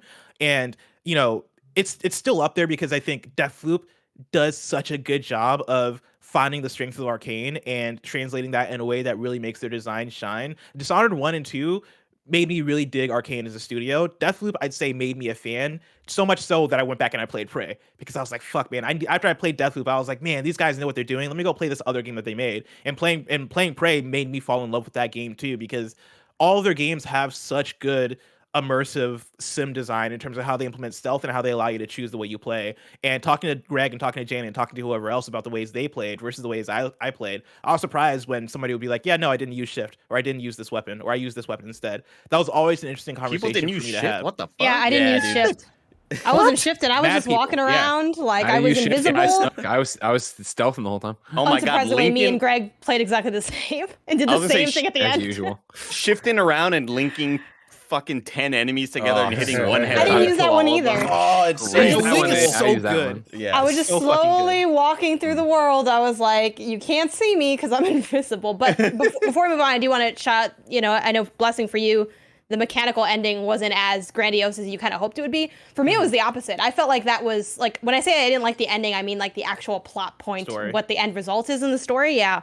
Mechanically, it was one of my favorite ways to end a game of all time. I felt like it was just so fitting for what, like everything, again, back to my thing of it being so thoughtful, like it made so much sense to have that instead of like a typical like boss battle, which you can argue the Visionaries are forms of bosses, but they're not like spongy the way a boss normally is. Like I thought that was so smart. And what's awesome about Deathloop is it lets you have the perfect day. That's why it's Game of the Year. We've all dreamed of having that perfect day. And in Deathloop, you do that. And that perfect day involves playful violence in fantastic 60s inspired like aesthetic areas, which is like, I just absolutely adored that element of it. And I did feel the stress of, and maybe it depends on how like good and comfortable you got with the systems. Like I felt the stress of like when Juliana was going to interrupt that perfect run and whether or not I could do it. And I'm like, I don't want to do it all over again. And then especially too, like without spoiling it, after you do the main stuff you're doing, there is, before you even get there, that there's like another piece. And I'm like, what's going to happen now? And I was so pressed and stressed going into that like very final chunk of not knowing what to expect. And even though to me, the payoff wasn't spectacular, I loved going through something I knew really well and then venturing into the unknown the same way the character was. Like, I just absolutely adored the way that game mechanically ended. So yeah, shout to Deathloop. Barrett? Yeah, I agree with the like Metroid was the game I replayed the most. The last day sequence is like number 2, just specifically like going back to that sequence. Like even though it's the perfect day, you can still do it in a couple of different ways. Like yeah, there are some people that you're going to kill the same way over and over again, but just like perfecting of like how do I do the perfect stealth run on the perfect day and stuff like that. And I absolutely love it. My last thing, it was number 5 for me. I really adored it. I love Arcane. I've talked about them for years at this point. And I said this on the review or somewhere. It's their pop album, and like they were, they've been going hard with the immersive sim, and immersive sims are so hard to sell that they haven't really been as prevalent since like BioShock. And this was their pop album to get more people into it, and I really appreciate that. But I do think that they have works that are better than this, and that's why it kind of it shifted down my list. But yeah, I can't say anything really negative about it. It's a fucking rad game.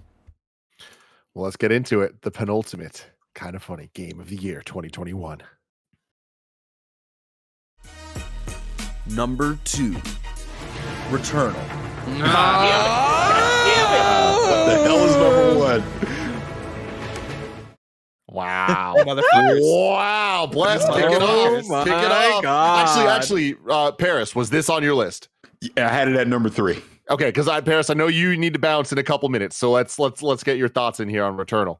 Oh, I absolutely love this. I mean, again, I had Psychonauts 2 and Death's Door ahead of it, but I mean, it was very close. I love the roguelike aspect of it. I love the story that they were telling, and the game is hard as hell.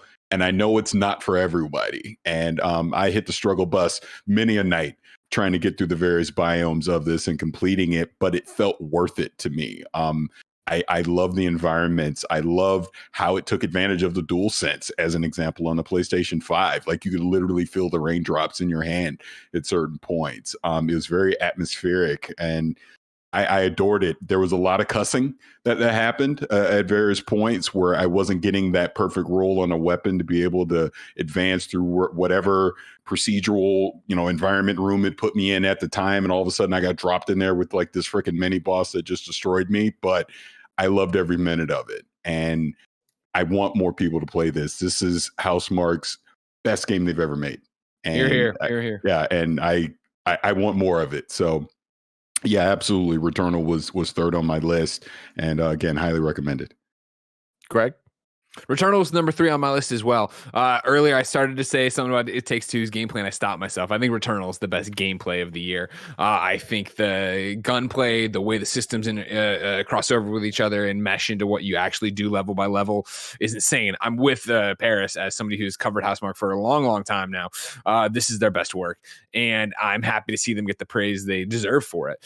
I think the game is gorgeous. I think the game feels great to play, like you're saying, with the DualSense, and I think it's just interesting to play it. I am not that try and die and try again kind of gamer. You know what I mean? It's very rare that I connect with the game that way. And that was a turnoff to me with Returnal for a long time. And to some extent still is, because I mean, my year was very different, obviously, having the child. And I had earlier been like, oh, Returnal's going to be the game I play during paternity leave. And it was not, it turned out.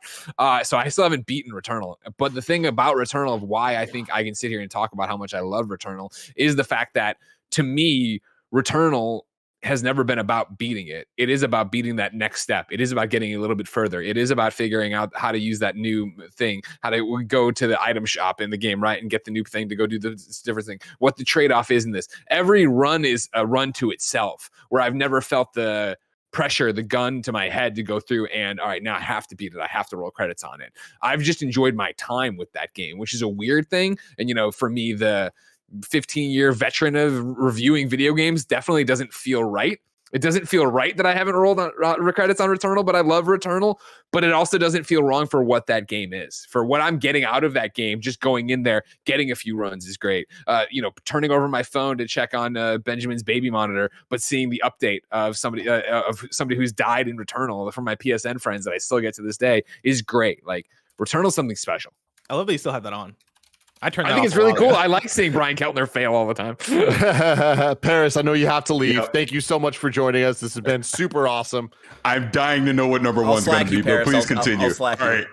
See you guys Bye, later. Paris. Peace out. All right, Bless. Go for it. Returnal for me is my number one. It's my game of the year. And the big reason for that is that ever since beating this game in spring, I've not stopped thinking about it. Like, every time I think about, man, what's a game that I want to get my hands on and play right now? It's usually Returnal is what comes to mind as a game that I don't think gets old, as a game that feels so good to play, as a game that I think checks every single box in terms of what you could look for in a video game, or at least what I look for in a video game, right? If I'm talking, what's a game with a good soundtrack, right? For me, it's Returnal. I think the way that game sounds is incredible, even like away from soundtrack, even just from pure sound design of the ways that the creatures sound and the ways that the bass comes in when you get into an enemy encounter. I think that is so strong.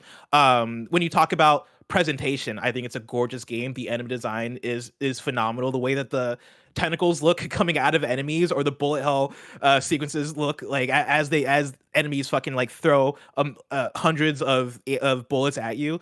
Everything in that game I think looks so stunning and comes together in such a great way. But then you get to gameplay, and I think Returnal has my favorite, and I would say the best gameplay loop of a game this year in terms of what that roguelike setup is, and how in my struggle with that game, and it took me 30 hours to beat this game, and I think for a lot of people it takes way quicker, or probably just as long, depending on your luck in certain cases. In my 30 hours of playing this game during the review period, which I want to say probably was a couple of weeks, I couldn't stop playing this game until I beat it. Like, I felt so motivated and dedicated to get to the ending of this game, because not only did it always feel attainable at every moment, it just felt addicting as well, in terms of the different ways you can play this game, the different choices you can make.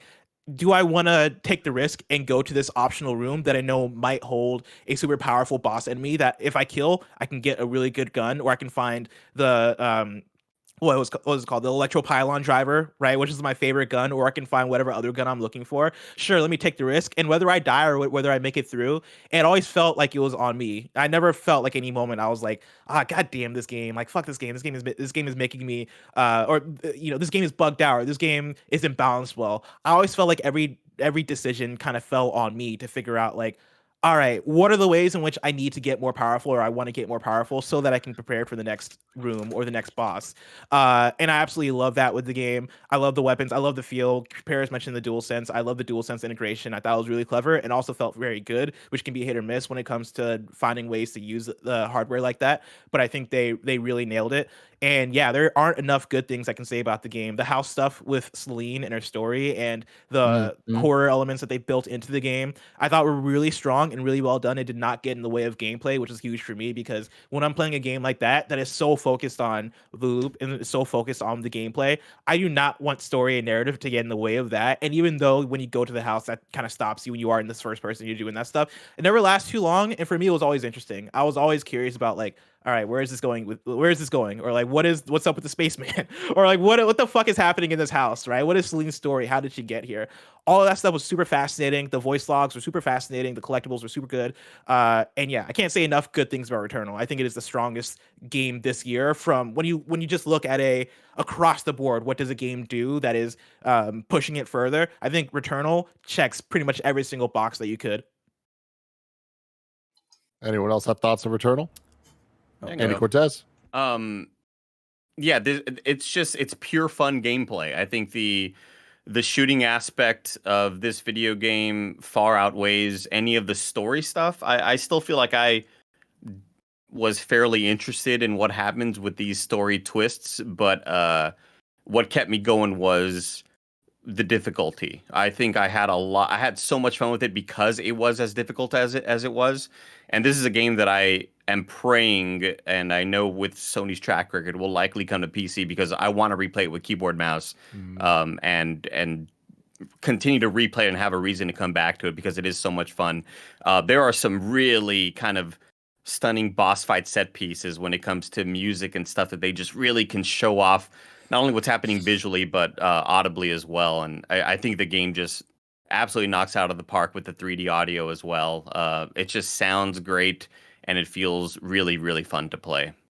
Also, shout out to the moment of going from the first biome to the second biome and it being kind of like the deserty kind of thing. Because like when we talk about visuals and how stunning the game looks, I think the transition between different biomes is so good and it's so striking. Yeah. Well, you get used to it, right? That's another thing the game does so well is you get used to playing this thing over and over and over again. So then to have new monsters, new creatures, new area. Yeah, I was gonna talk about like Andy bringing up the story. Like I know there's not a lot, and I think the way that it delivers its story and narrative is probably one of the most unique out of all of the games this year. But I really loved the allegory of grief that's told in this story with the main character and how she is going through some shit, and I really adored that, and I was not expecting something like that in a Housemarque game, you know, like Greg talking about like these arcade kind of games, and to them come out with like kind of, correct me if I'm wrong, Greg, but like I don't know if story was ever like a focus in their past games, right? For this to kind of be like their first kind of shot at like let's think about this on a deeper level when it comes to, you know, like the level, like the art style and design and enemy design sometimes and stuff like I really thought the way that was all integrated was really impressive. And yeah, like the gameplay I absolutely adore. You know, I'm one of the many people who's like I don't like roguelikes, but you know what, Hades and Returnal are pretty cool. And like I would say like I like Returnal more just purely on a gameplay standpoint. I just love how kinetic it is and just how fast you're moving, shooting everything, clearing a room, continuing on. It's slight mechanic spoilers, but like, you know, when you get a grapple hook at one point and a sword, it's just it is some of the most badass gameplay for sure this year. It was personally my number 4. Number 3 for me. Any closing words on Returnal? Here we are. Number 1. Battlefield And 2020. KindaFunny's Game of the Year for 2021 is Ratchet & Clank Rift Apart.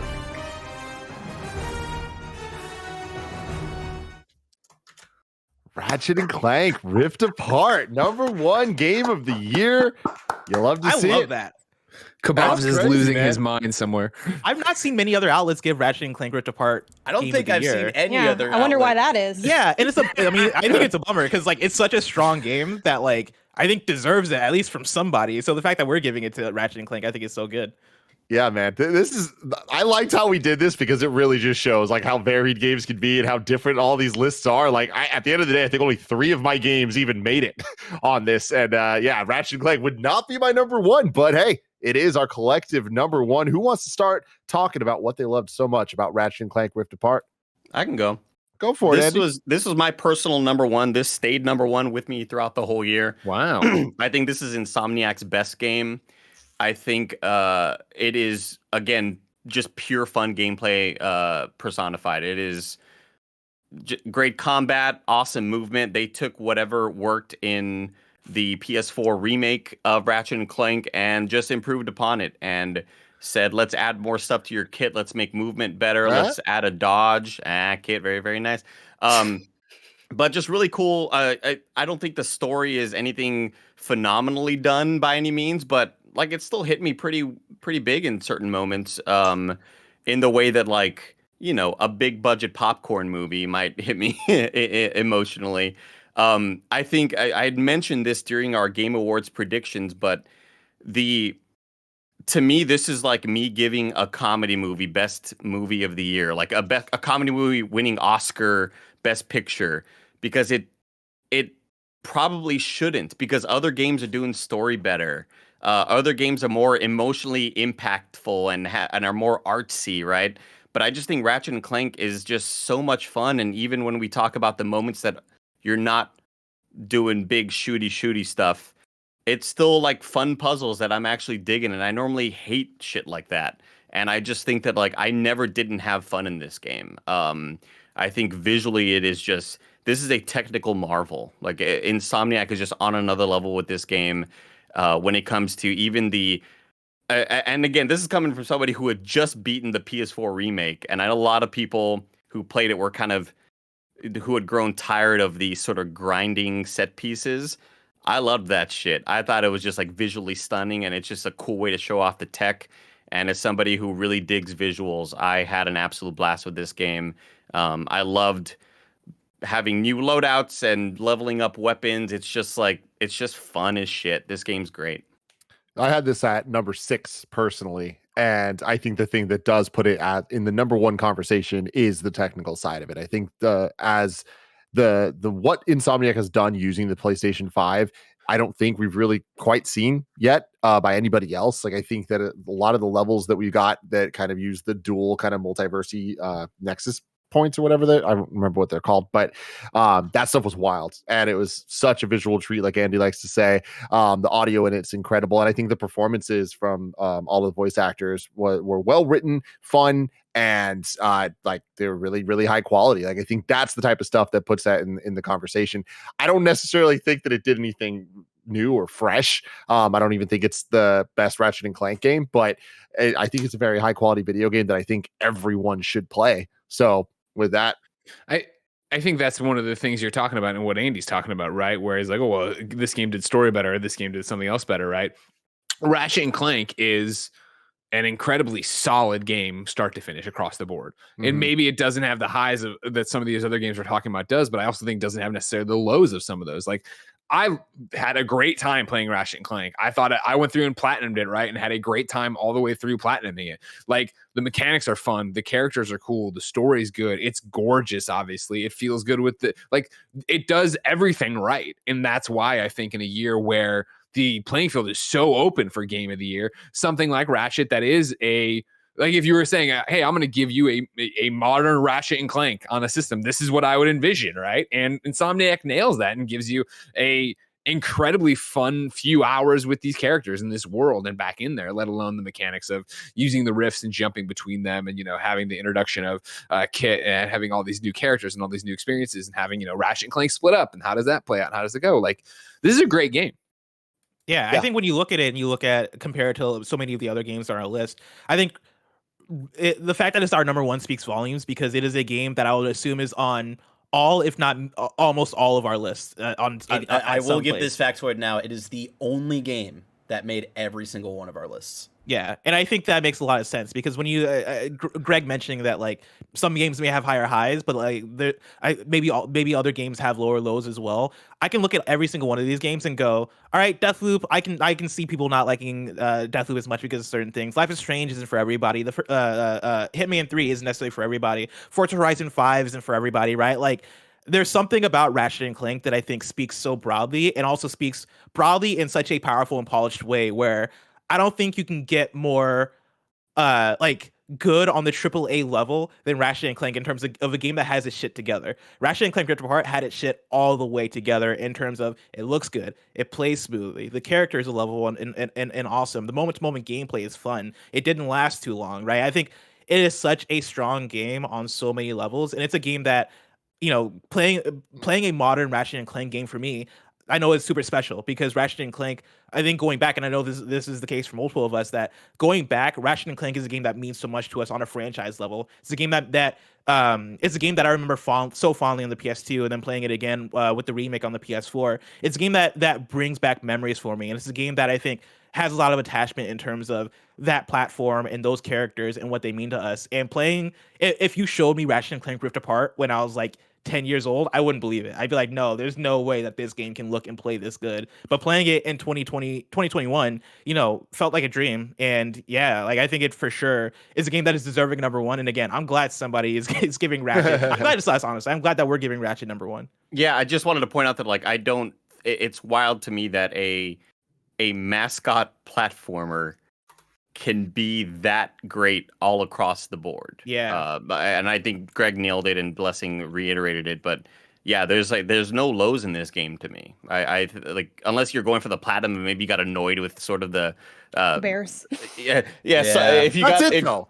I forgot Just about the one Bears. bad trophy. Yeah, if you're going for the platinum, you got annoyed with like, and then you got to start New Game Plus and like buy one extra gun that's only available. But That's easy to do. Oh, that's I so know, easy. I know. Still, yeah, like I didn't do any of that stuff. I legitimately pretty much marathon this game over a 35-hour period, with very little sleep in between, and I had a fucking blast, man. Like it was just so much damn fun.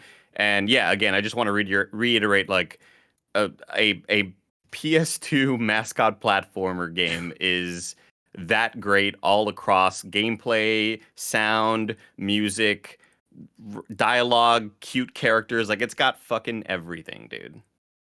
Mike. Yeah, Ratchet and Clank was my number 3 game of the year. It is simple. It is fun. It is an awesome time. It feels ripped right out of a awesome animated movie. It has everything that I wanted. It had laughs. It had smiles. I loved the combat. And, these guys have touched on why it's so great. Another one I'll add is the photo mode was top tier this year. One of the best photo modes of the year. And these are these things that like we're adding into games all across the board. And this one shined out of a lot of them. So I loved this game. My number 3, smiled all the way through. So with that, there you go. Number 1 game of the year, Ratchet and Clank Rift Apart. Congrats to Insomniac. Janet's coming in swinging. Yeah, I just wanted to, say my piece on Ratchet real quick. Kind of wish I went in the middle so it'd be a little less negative. Because for me, it's my number 8, so it is on my list. It stayed on my list from the moment it came out. I think on the good end, as everyone's mentioned, it is visually stunning and it has the performance to back it up, which is such a rarity and such a great example of the power of the PS5. When I first booted this up, I've been playing the game since it came out on the PS2 era. Like I had the physical guide for that game. It had the sealed secret section that had you rip the perforation off to see where you can get the gold bolts. So this franchise is definitely near and dear to my heart. And playing it in 2021, I was like, wow, this is what I thought and they thought it looked like when it first came out. Like it felt like they finally had the technology to fully realize the idea, like the glimmering nanotech, the massive cityscapes. Like it felt like a fully realized version of this world in this universe. That being said, it was also of my top 10 games. I only didn't roll credits on 2 of them. One was Bravely Default 2 because I felt like it was really long and I was intimidated. The other one was this one. And I think part of that was just the timing of the year for me, where I couldn't really fit in the hours and I just never made time for it and I kept putting it off. It's still one that I want to go back and finish. But for me, this game is kind of like pizza after I've had pizza a lot of days in a row, which I've told this analogy a few weeks ago and I keep using it because it's the most apt thing I can think of, where it's like, I know I love pizza and I'm going to eat this, but I think for now I'm just going to leave it in the fridge because I've had pizza so many days in a row. Like it just kind of, for me, I really am looking for a little bit more iteration in the franchise formula. But that being said, it is a fantastic game. And I think there's a reason it is on all of our lists. And it's because it is almost impossible not to recognize how good of a game this is, even if there is that gripe of it not really pushing things forward in a big design way. It's kind of a guaranteed good time. And I think a lot of people coming to this game had that. There you go. So Barrett, what fun do you have for us here?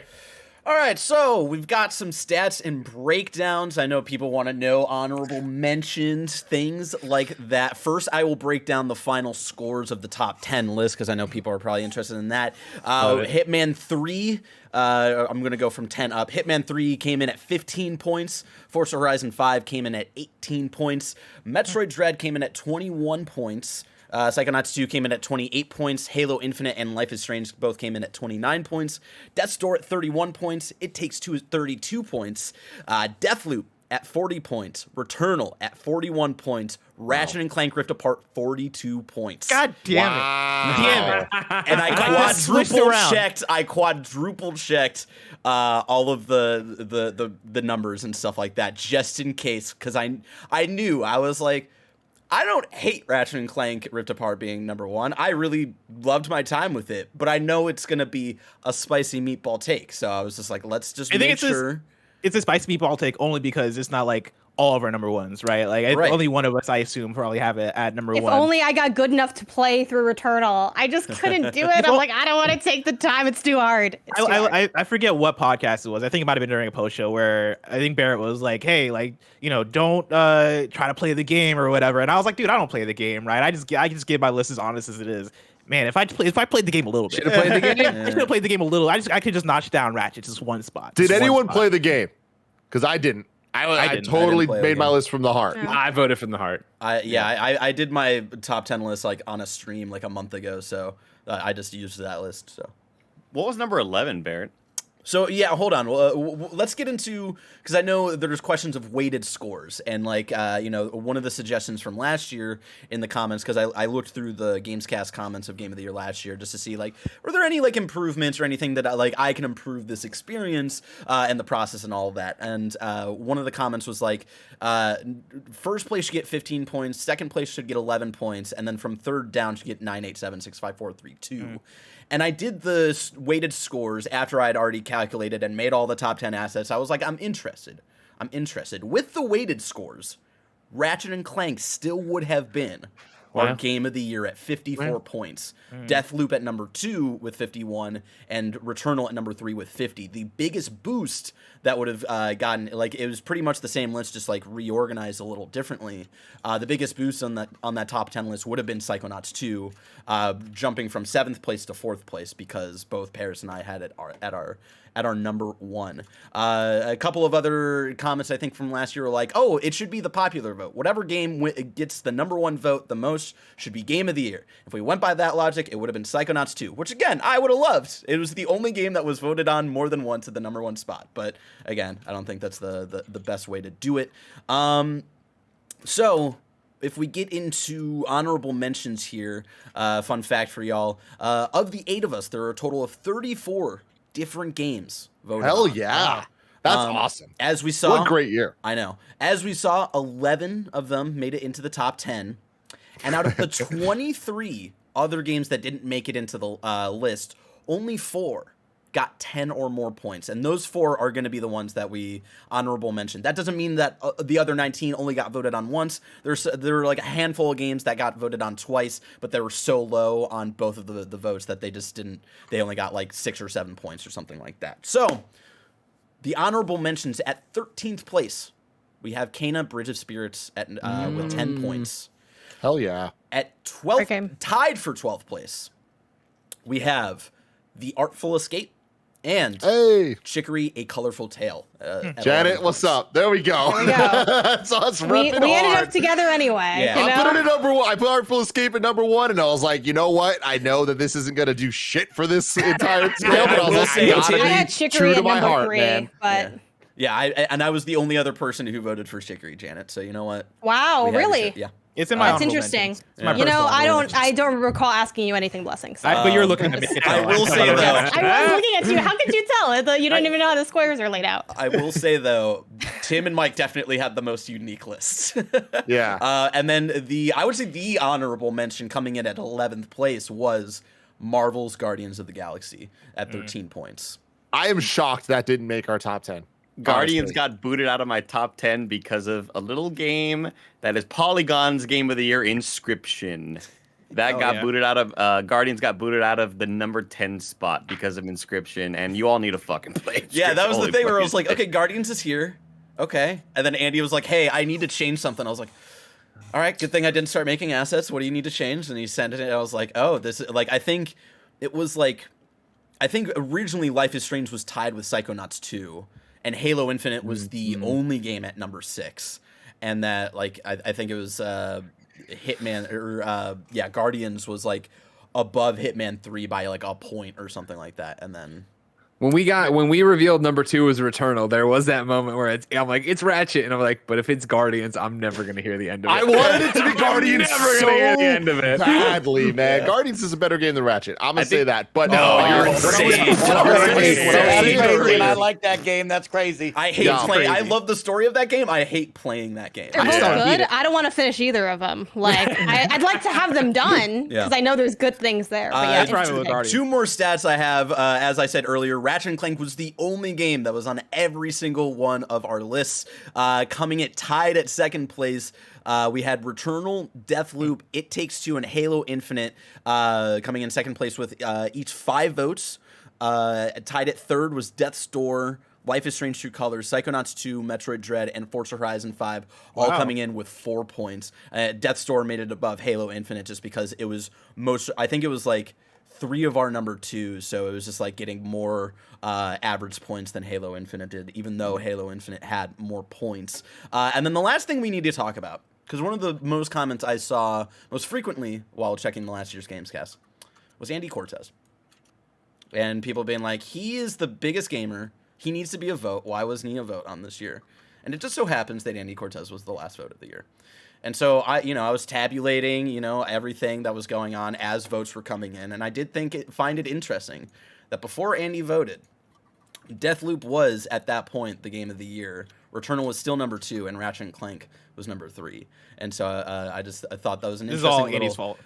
Tidbit. Yeah. I don't think it's anybody's fault because again, it was on all of our lists. We can't be upset at it. But I just thought that was an interesting. I can't believe it was my fault. That's horrible to say. I will say, I think the current point system I never expected it.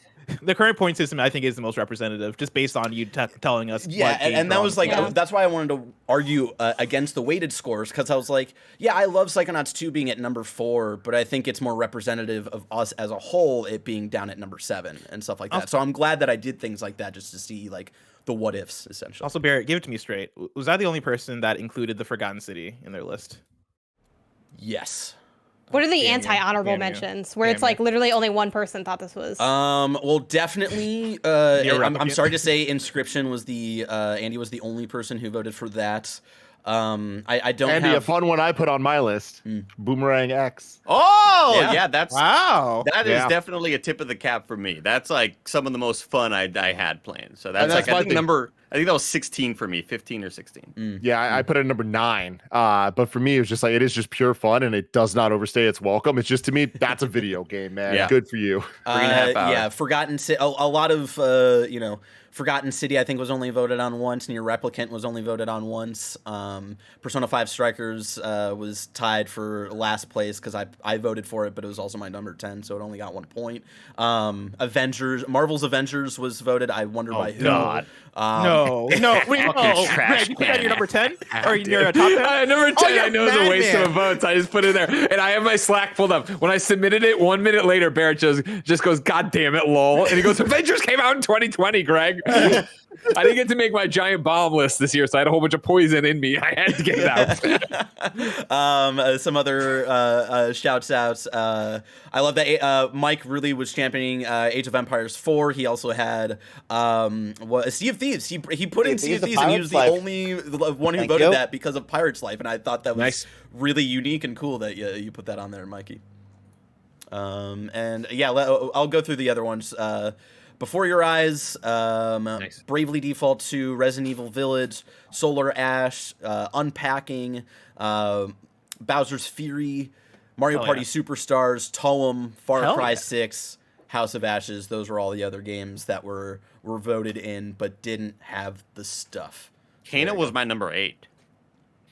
Wow. Who had Kana on there? Kana was my number 4. Yeah. Wow. Above Metroid Dread. That's wild. It's such a strong year because Kana was not on my list. I had it above Psychonauts, even though I enjoyed Psychonauts much more. Everything else wise, I thought Kana was just a funner game to play. Yeah, it's funny. Looking at our list and my list, it's like they're so wildly different. But like, I had so much fun playing games this year. Like, so many games spoke to me, and I don't think any of these were on that like 10 out of 10 level of like, yo, holy shit. But like, damn, there's so many high quality games that are 8.5 or above that like I went back and replayed and keep thinking about. Like, Hell yeah, video games. Pretty cool. I downloaded the GG app because of this. I had to kind of like list everything there and look through everything. Loop Hero, very, very, very good. And also, I was talking about it on stream today, but my guilty pleasure of the year, Outriders. Like, I played like about maybe 60% of it co-op, and then eventually people either stopped playing it or were lower level or too high level, so I soloed the rest of it. And goddamn, it was challenging, but it was fun as fuck. Like, that's a fun shooter. I don't know if it was just like the fact that I was on keyboard mouse and I had such a blast kind of figuring out the best way to take down enemies and which weapons were better. I had a freaking blast with Outriders, and it's terrible in a lot of other ways, but really, really good gameplay wise. One that I'm surprised isn't even in the honorable mentions, and I guess it would have been me to carry the flag, is Knockout City. Because that's one that Knockout City was on there as well, because I voted for that as well. I don't know. I had it number 9 on my list. Yeah, and I had it, let's see, 10, 9, 8. I had it at number 7. Nice. So that it was fighting for my number 10, but another game took it. Do you happen to have the stat? Who had the most games on the list? Oh, I don't have that set. I mean, let's think about it. Everyone, I think it might be mine, because if I look at my list, I think I might have 8 out of 10. Maybe 9 out of 10, actually, as I'm looking at it. I have 8 out of 10. Yeah, I have 5 out of 10. Yeah, I have 6. Damn. Bless had 8. Let's see, just looking at mainstream gamer Bless over here. Andy had where's Near Replicant, you know? Andy had 8. Paris had 8. Janet, mainstream or best taste, you know. That's all I'm saying. 3, That's true. 4. That's true. Me and you. Janet had taste at this 5. company. I had 1. Andy, I think you'd like Near Replicant. I started it earlier in the year. I had 7. So, yeah, it's a beautiful story. Also, shout out to Guilty Gear Strive, which also made it on my list. But again, Halo Infinite fought it out. Yeah, the 2 on my list that weren't there were Inscription and Kana. Well, let us know in the comments below what your top 10 is and what you think about Ratchet and Clank Rift Apart winning KindaFunny's Game of the Year 2021. Thank you all for joining us for this amazing, star-studded KindaFunny Gamescast. It's been a great one. Can't wait to see what we do next year. But we're about to do a banger of a post show for the patreon.com/KindaFunny Games supporters. Until next time, I love you all. Goodbye.